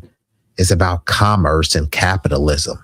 Yeah, okay, some people do need to be locked up and off the streets, but all of these nonviolent people, I mean, come on now. And then they frame it as that like, oh man, no, lock this person up, because he stole a bag of hot Cheetos and Haagen-Dazs. Okay, he shouldn't have been stealing that. Okay, then he went to Ross and then he stole a bunch of, True Religion jeans. Okay, fine, he shouldn't have stole that, right? And then they want to make an example. Yeah, throw the book at him. So now you want to give a dude 10 years because he stole some hot Cheetos and Haagen-Dazs, and it's like, you do the crime, you do the time. And then when they get locked, and then when they get out, no one wants to hire them. So they have a cycle of doing it over and over. And then, and this is why they're trying to push for 3-strike laws. And if you get a certain amount of misdemeanors, it's going to be a felony and all this stuff. This is not because they care about crime. Most of these crimes are economic based, right? The prisoners, they say that these people are lazy, but of the 1.2 million people in prison, 800,000 of them are forced to work. Doesn't sound like they're lazy. And even if they were lazy, they're being forced to work. And these same people, when they get out, those industries that they were working in won't even hire them. So what exactly are they supposed to do? So incarcerated workers are excluded from basic workplace safety laws. This is why they love a lot of undocumented immigrants.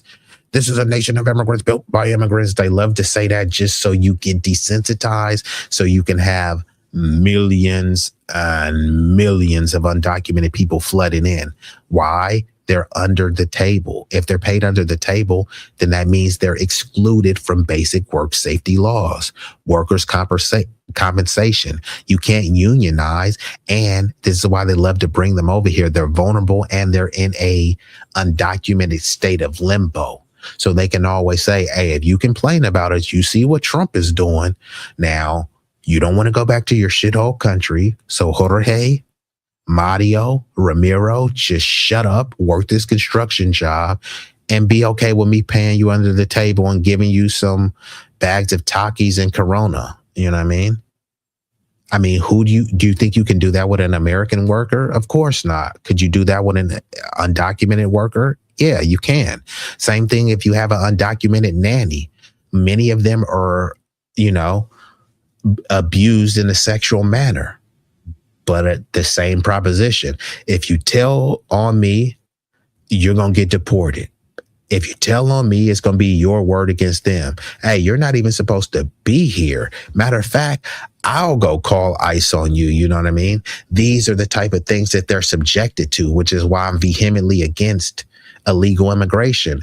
You're bringing these people over here to be abused, mistreated, and exploited. Now, I do have a term that I coined, MAE, mutually agreed exploitation. Many of these people know they're getting exploited, but they see it as a mutually beneficial exploitation, so they're okay with that. But you can't say that you're a champion for human rights and just want to see someone get exploited just so that, corporations can make some extra coin and the shareholder could buy his 7th yacht. Now, the system doesn't just imprison individuals, it strategically disenfranchises entire communities. A felony conviction acts as a lifetime barrier. Like right now, it doesn't matter if a dude, or let's just say a woman, if she's 40 years old, a very reputable professional in terms of her skill, but she has a felony and, she's, a nanny. People are going to be like, damn, I don't know if I want a nanny with a felony around my kids, right? So many people have had these little funny uncles, the type of funny uncles that molest kids. Many of those people have had those type of uncles in their family, and they didn't tell a single solitary soul. But then if there's someone with a felony conviction, they're like, oh, I just don't know if you can trust them. Yeah, maybe you can't trust them, but maybe it wasn't just because of the felony. Because right now, people will talk about felonies so bad, but then they don't care about Trump having felonies. They'll say, yeah, Trump has felonies, but he was railroaded by the system. Huh? That same system that you told black people to stop whining about. So imagine a white dude whining about the system and it's okay. But what if I say, no, the system actually targeted my people and I can give you documented stuff. Stop begging, stop whining, get over it. Did Trump get over it? Trump is constantly whining. Even now he's whining about the IRS. The IRS unfairly targeted him. You know what I mean? So it seems like victimhood is good, when it's the dominant society. But it looks like people are still rocking out. And I had to give a shout out because I ain't know Big Rig slid off in here. The Mr. 350, the big block boat rider. Yeah, I'm about to shut it down. I only probably got like 15 more minutes. And we got sunlight from the Sunshine State, shining brighter than a diamond. The Florida fam. You said Hunter Biden smokes crack. Yeah, Hunter Biden smokes crack. You smoke crack, don't you? Y'all seen that Lean on Me with Morgan Freeman? You smoke crack. You smoke crack, don't you? He was talking to that fat dude on the top of the roof. You said judges have investments in prisons. Yes, this isn't speculation. This isn't coincidence. This is a strategy. Mark Furman died. I listened to the Furman tapes for the first time. He was racist. He talked about how he used to harass young black kids, choke them out, etc. Yeah, he was a card-carrying white supremacist. And guess what? Even after Mark Furman had lied, he planted that glove on OJ. Not only that, they were riding around with tainted evidence and stuff. Super crooked and corrupt cops. You thought his career would be done? No. Fox News gave him a job. You said the white supremacists always have imposed racial quotas so that the prisons could have more FBAs than non-FBAs in prison. Correct. And these are the same people that tell you don't make it about race. They racially target people and incarcerate them based on race. And then when it's time to dole out justice, why do you got to make it about race? Why did you target me based on race? You said police policy enforcer, prison labor military money funneling. Yeah, that's all it is. That's what I'm saying. So when you think about incarceration, what you're thinking about is commerce, you know what I mean? And just the oligarchs, the elites using these bodies, just to further enrich themselves. That's all it's about. But let me read a little bit more of this and then I'm gonna get up out of here. So, like I said, a felony conviction acts as a lifetime barrier. It legally denies access to employment, housing, education, public assistance. So not only could you not get a job, you say, fine, I can't get no job, but I hustled and saved enough money on the street. But now since you got a felony, you couldn't build up your credit. So you have no credit. So now you can't get no housing. And then you say, okay, cool, I got my credit on point. Could I get some housing? No, we don't want to hire. We don't have felons over here. A lot of public assistance you don't have access to. You're a felon. Most of the times you don't have the access. You can't vote. And these are the people that we're supposed to say, okay, we shun them for society, right? We disintegrated them from society, but at the same time, they're supposed to act and be on their best behavior. They've already been marginalized. They've already been treated like crap, seen as the lowest scum of the earth. And then if they start behaving as such, why is anyone surprised? If you've seen that cute, cuddly dog, Lassie, would anyone look at Cujo and expect Cujo to act like Lassie? Would anyone look at a junkyard dog that's been malnourished, chained, beaten, peed on, spit on, pooped on? You look at that chained junkyard dog and think that it's going to act like Air Bud or Beethoven? Who are we kidding here? And this is why people know, this is why they go out of their way to make sure their kids don't go to these public schools. If all of these kids would, like, these kids grow up with silver spoons, right? If their culture is so superior, they should be able to go to a public school and overcome everything, right? So what if the schools are failing? So what if the buildings are dilapidated? So what if they have poor teaching? It's all about culture, right? So if your kid who grew up with a silver spoon and you've taught this, this great, wonderful culture to them, it shouldn't matter if they're going to the school with a bunch of dumb blacks. Shouldn't matter if they're going to the school with a bunch of violent kids, right? Your kid was taught right with a silver spoon. They should overcome all of these hurdles, right? But no one believes that. They say, no, I don't want my kid to go there. That school is not good. So if the school is not good for you, why are you trying to say that it's good for them? Oh, well, that kid's parents are poor. So, yep, that's what he gets.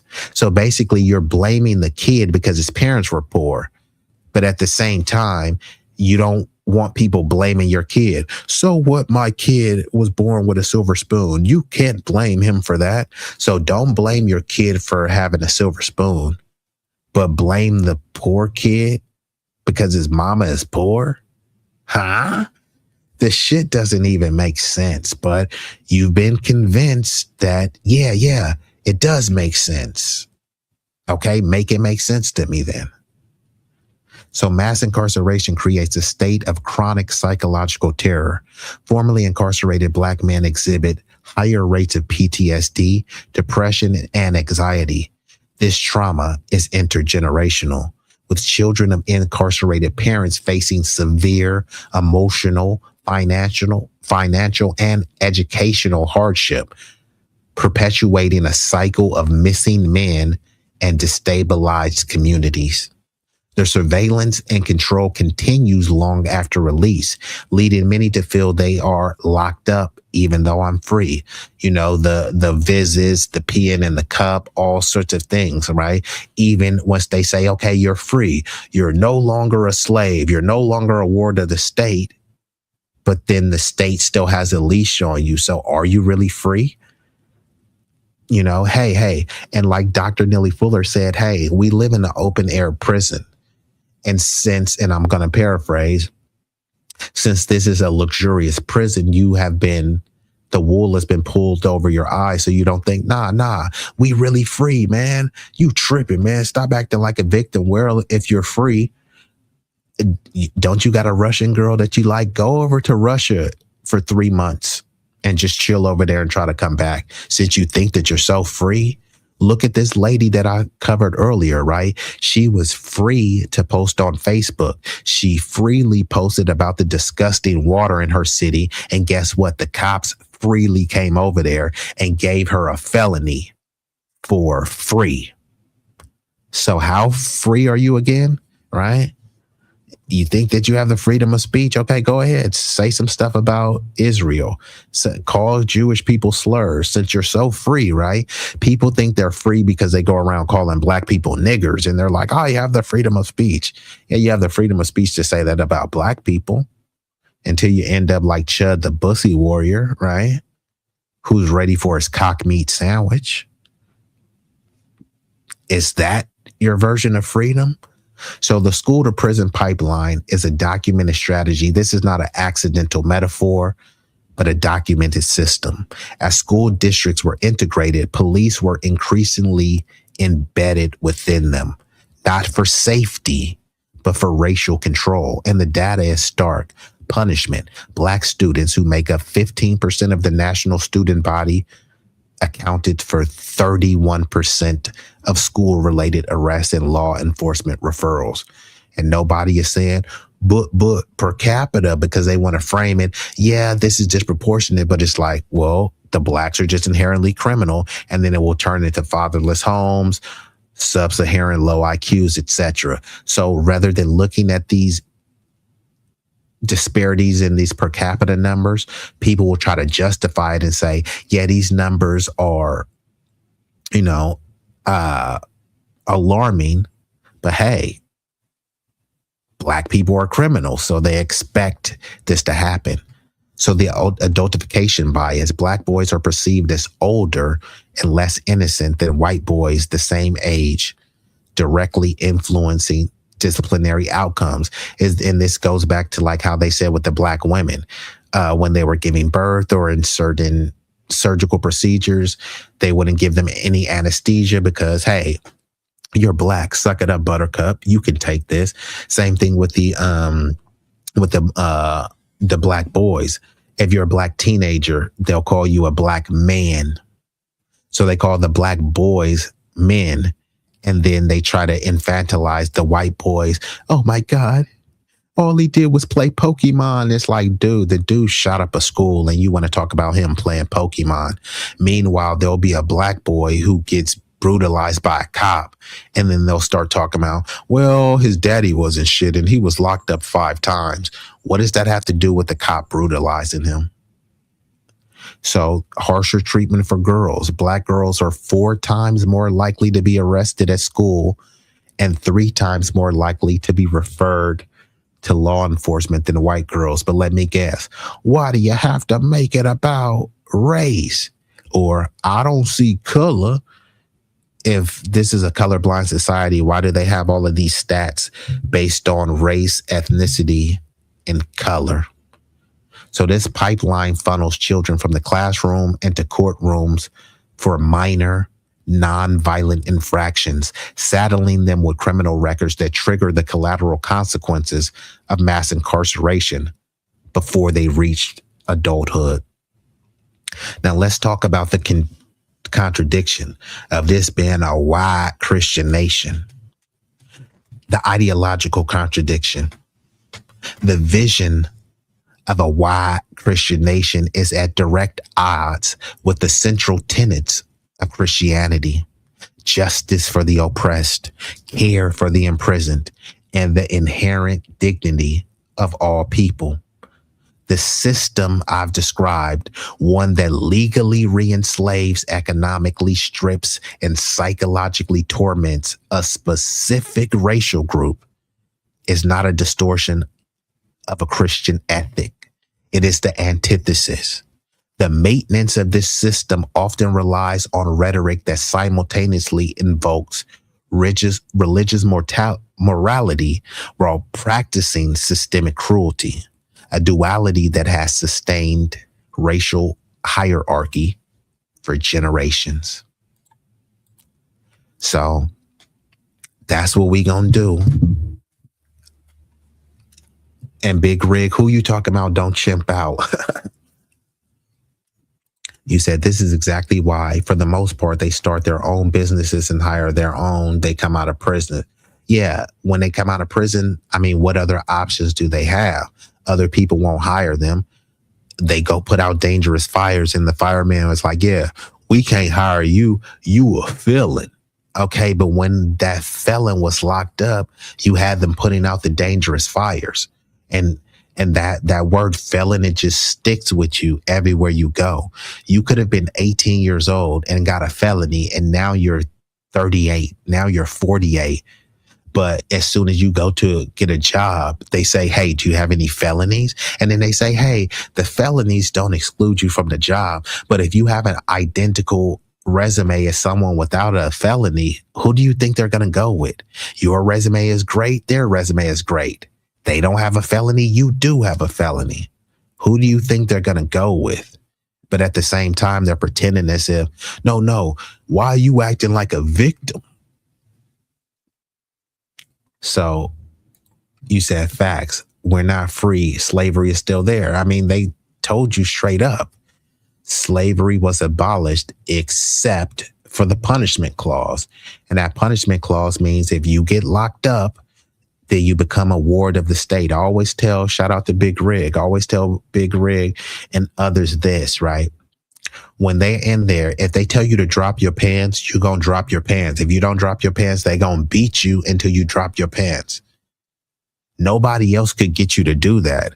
No nigga on the block could get you to do that. No teacher, no coworker could get you to do that. But guess who can get you to do that? COs, prison guards, wardens, because you're a ward of the state. There's no context where some grown man could tell you to lean forward, bend over, and spread your cheeks and cough. They do it in prison, and you got to adhere to it. If they want to do a cavity search, I mean, what are you going to do to stop them? Okay, cool. You're going to resist arrest. They beat the crap out of you, and then they do whatever they want. And then when they violate you, all they're going to say is, hey, you resisted. I mean, does it sound like you're in control? Like I said, Frank, know what's up? It's crazy. There's no situation where you would be walking around a bunch of other niggas with just their dicks hanging out. In jail, you have to. Why? Because they told you to. And if we tell you to drop your pants in front of a bunch of other dudes, then you gonna fucking drop your pants. And that's what you do. There's no other context that you would do that. But you do it once you're a prisoner. And as a prisoner, you're a slave. That's buck breaking you. Bend over and spread your cheeks. They buck broken you. Man, I'm a thug. Man, I got bodies, man. I slid on 10 ops. Yeah, well, you slid on 10 ops and they told you, okay, bend over 10 degrees and spread them, buddy. Spread them, bucko. They didn't care about how many bodies dropped. They said, hey, pull your pants down and let your nuts drop. And it sounds funny. Pause. Nigga, you were the one in there doing that. You didn't say pause when you were spreading your cheeks in there. Nigga, when you robbed that bank and got locked up, you didn't say pause. So don't say pause now. You feel me? You said, I went to continuation school to jail. Kids, stay out of trouble. And the reason why I say this as a disclaimer to so that people stay out of trouble. And it's usually effective because a lot of these dudes who love smashing these chicks. I'm like, bruh, if you love smashing chicks, stay on the straight and narrow. Get your stuff together so you can be bringing the chicks over your house. Y'all can be Netflix and chilling, whether you sliding on your ops, and your villains, right? Because when you get in there locked up, it's not going to be any vagina around. It's going to be a lot of sausages, right? And, that ain't your get down, right? So why are you trying to put yourself in that environment? Not only that, many people got too much to lose. A lot of people got stuff going for them.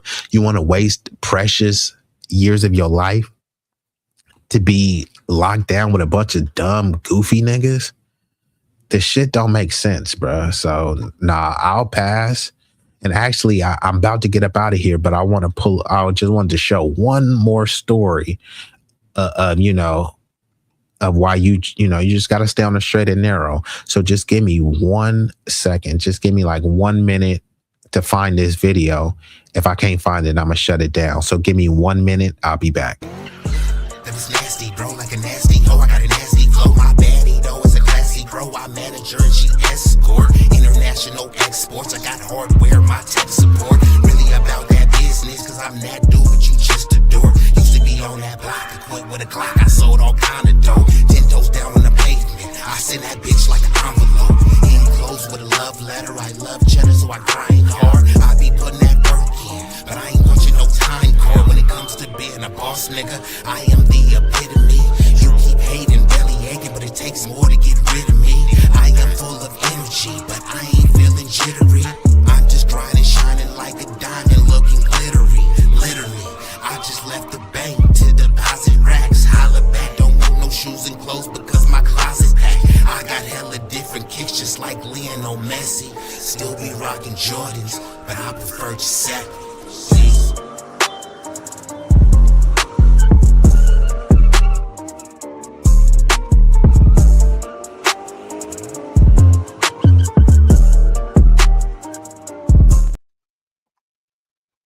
Okay, so there y'all have it. So this, I'm gonna end with this, just because this is no laughing matter, and this was just last year. What year is it? 2026. This was published December 5th, 2025. So this was in Mississippi. Now look at all these people, right? Y'all can see these people, the W's, right? Y'all see all these people. Whose culture is this? Who raised these people? Now let's see what they done, right? A white Mississippi deputy now serving 40 years in prison for physically abusing and sexually assaulting citizens, including 2 black men, while a part of a corrupt goon squad gang of white cops, is now being sued for pulling out his penis and rubbing it on the face and bare buttocks of a man he was arresting. So how many people would admit to this? This is buck breaking. This is the ultimate pulls. This is disgusting. Nobody would admit this because they know people gonna joke. Bulls, right? It's funny, nigga. It's nothing funny about this shit. And if you joke with somebody about this, then they might put your life on pause. And then you gonna say they were overreacting. Why are you fucking joking about this stuff, bro? And this is what I'm saying. These people over here, these sick dudes, and these are not the first people that it happened to. So when I describe you going to jail and bending over and spreading your cheeks and coughing and you pulling your pants down and you're walking around and got your dick out in front of a bunch of other dudes with their dick out, that's just normal. Unfortunately, in the prison system and the slave plantation system, what is normal about some deputies pulling out their penis, rubbing it on your face, then pulling down your pants and then, doing a little penis tap on your booty hole? All of this sounds very graphic and disgusting, right? But imagine if somebody had went through it. Imagine if it was your family member. I mean, would you be the shoulder that they can cry on without you trying to joke and make little ditty jokes? No diddy, right? You think these fucking niggas wanted this shit to happen to them? But no, you don't care, right? Because you want to get your little jokes off and shit like that. And then when it happens to you and no one cares, then it's like, see, we don't stick together, man. Like, no, bruh. Like, kind of is what it is, bro. Dog eat dog world. Right? But then again, whose culture is that to arrest people, then pull out your Johnson and then rub it across another man's face and then pull down their pants and then you're putting your penis on their butt? I mean, who would do that? And all of these people would say, I'm not gay. Okay. So again, look at what else they did. Jenkins and Parker were also tortured and sexually abused. The deputies ordered them to strip naked and stick dildos in their mouth, as well as attempting to thrust the dildo in Jenkins' anus. So not only were they told them to strip, then they said, here's some dildos, suck on these dildos. And then they tried to put the dildos in their booties. This was last year. What all these people, what about black on black crime? How many of those covered this? Did Anton Daniels cover this? Did Jesse Lee Peterson cover this? Did the Hodge twins cover this? Did Officer Tatum cover this? Did Candace Owens cover this? Don't worry. I'll wait. One deputy also rammed a gun into Jenkins' mouth while he was handcuffed and fired a single shot, shattering his jaw and lacerating his tongue. So not only were they sticking dildos in their mouth, he stuck a gun in his mouth, told him to suck on the gun, pulled the trigger, and blew off half of his face, or at least a hole through his jaw. While another dude had his pants pulled down, trying to stick a dildo in his butt. One dude was trying to stick a dildo in his butt. The other dude was trying to stick his actual penis in his butt. Pause, pause, pause. No diddy, no diddy. Baby oil, no diddy. Pause. Nigga, what the fuck is funny about this? I could keep going, but I just got rather disgusted. All these niggas talking about sliding on the ops and all this shit, like these the ops you need to slide on. So, like I said, man, all of this stuff is not coincidence. It's by design. You said the Goon Squad. Yeah, have you not heard of them? But yeah, I mean, just look it up. This was in Mississippi. All you got to type is Goon Squad sodomizes black people. That's all you got to type in. Not only that, they were waterboarding them with milk. They were mad because I think one of them was smashing a snow bunny. And you said the Mexicans and whites COs against us. Correct. That's what I'm saying. We have no allies, which is why I don't respect a lot of the gangsters or the thuggish niggas that get out and then they be trying to act like, oh, they cool, man. The Latinos, they niggas just like us. No, they ain't, bro. They was clicking up against you, and then you get out, and because you got some Latina cooch, you're trying to act like, man, they in it with us. No, they're against you. You said, I remember that story, but I don't remember that part. Of course, you're not going to remember that part because all of these people were white, so the lamestream media downplayed it.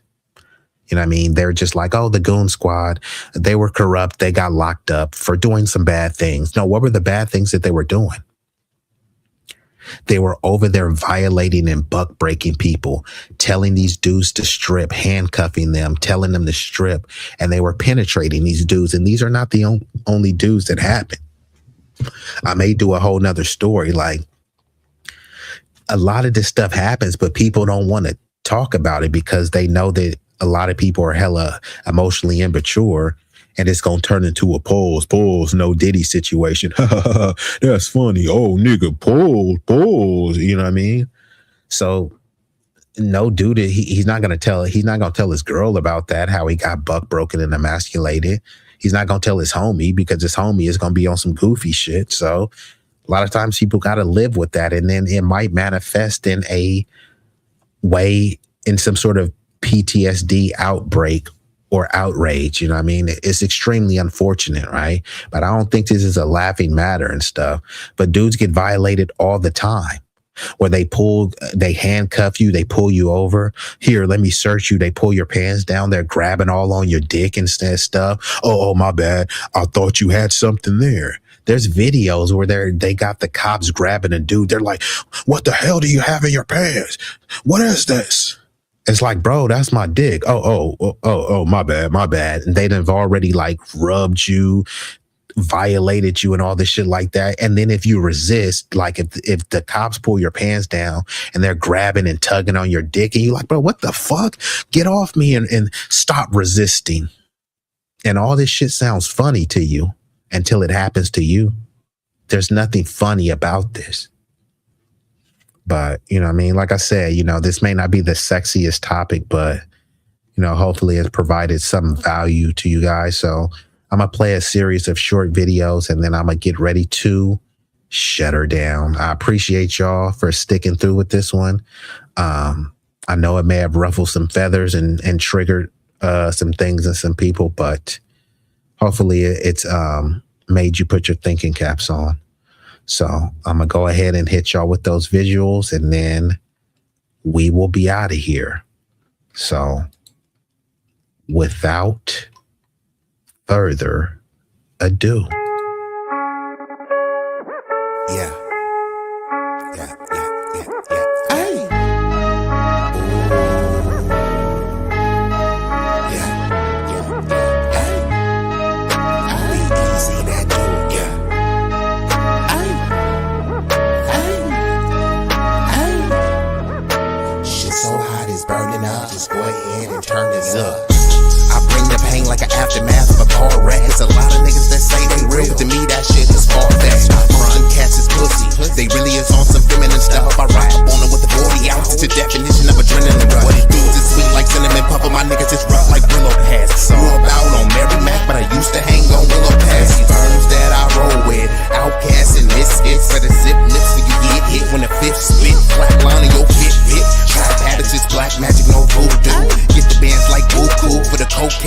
Goku.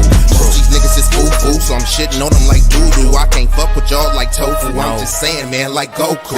Bad bitches at the house with me watching Netflix or Roku.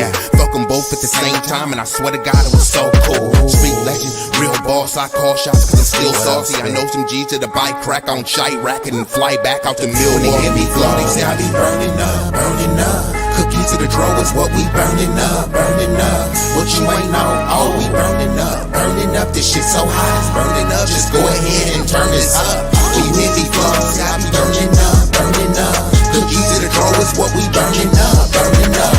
What you ain't know, oh we burning up, burning up. This shit so high, it's burning up. Just go ahead and turn this up.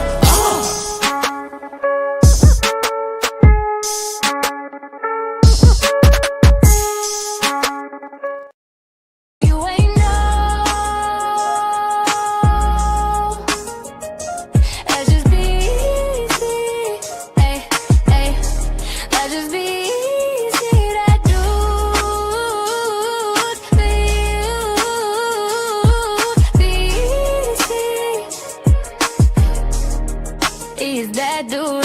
You hear me? You feel me? Ooh, ooh. B-Eazy that dude. Yeah. B-Eazy.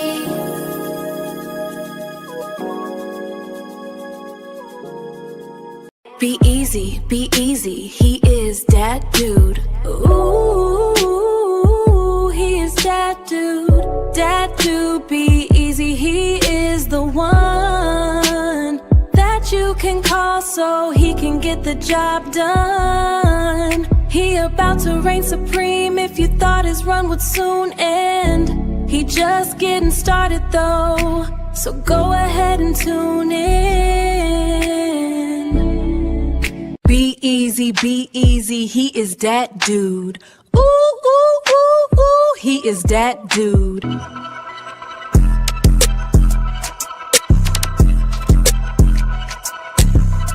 If you feel the vibe, like, share, and subscribe. We growing on this journey. Come and take a ride. If you wanna slide with that dude, be easy. We going all the way to the top, believe me. All the way to the top, believe me.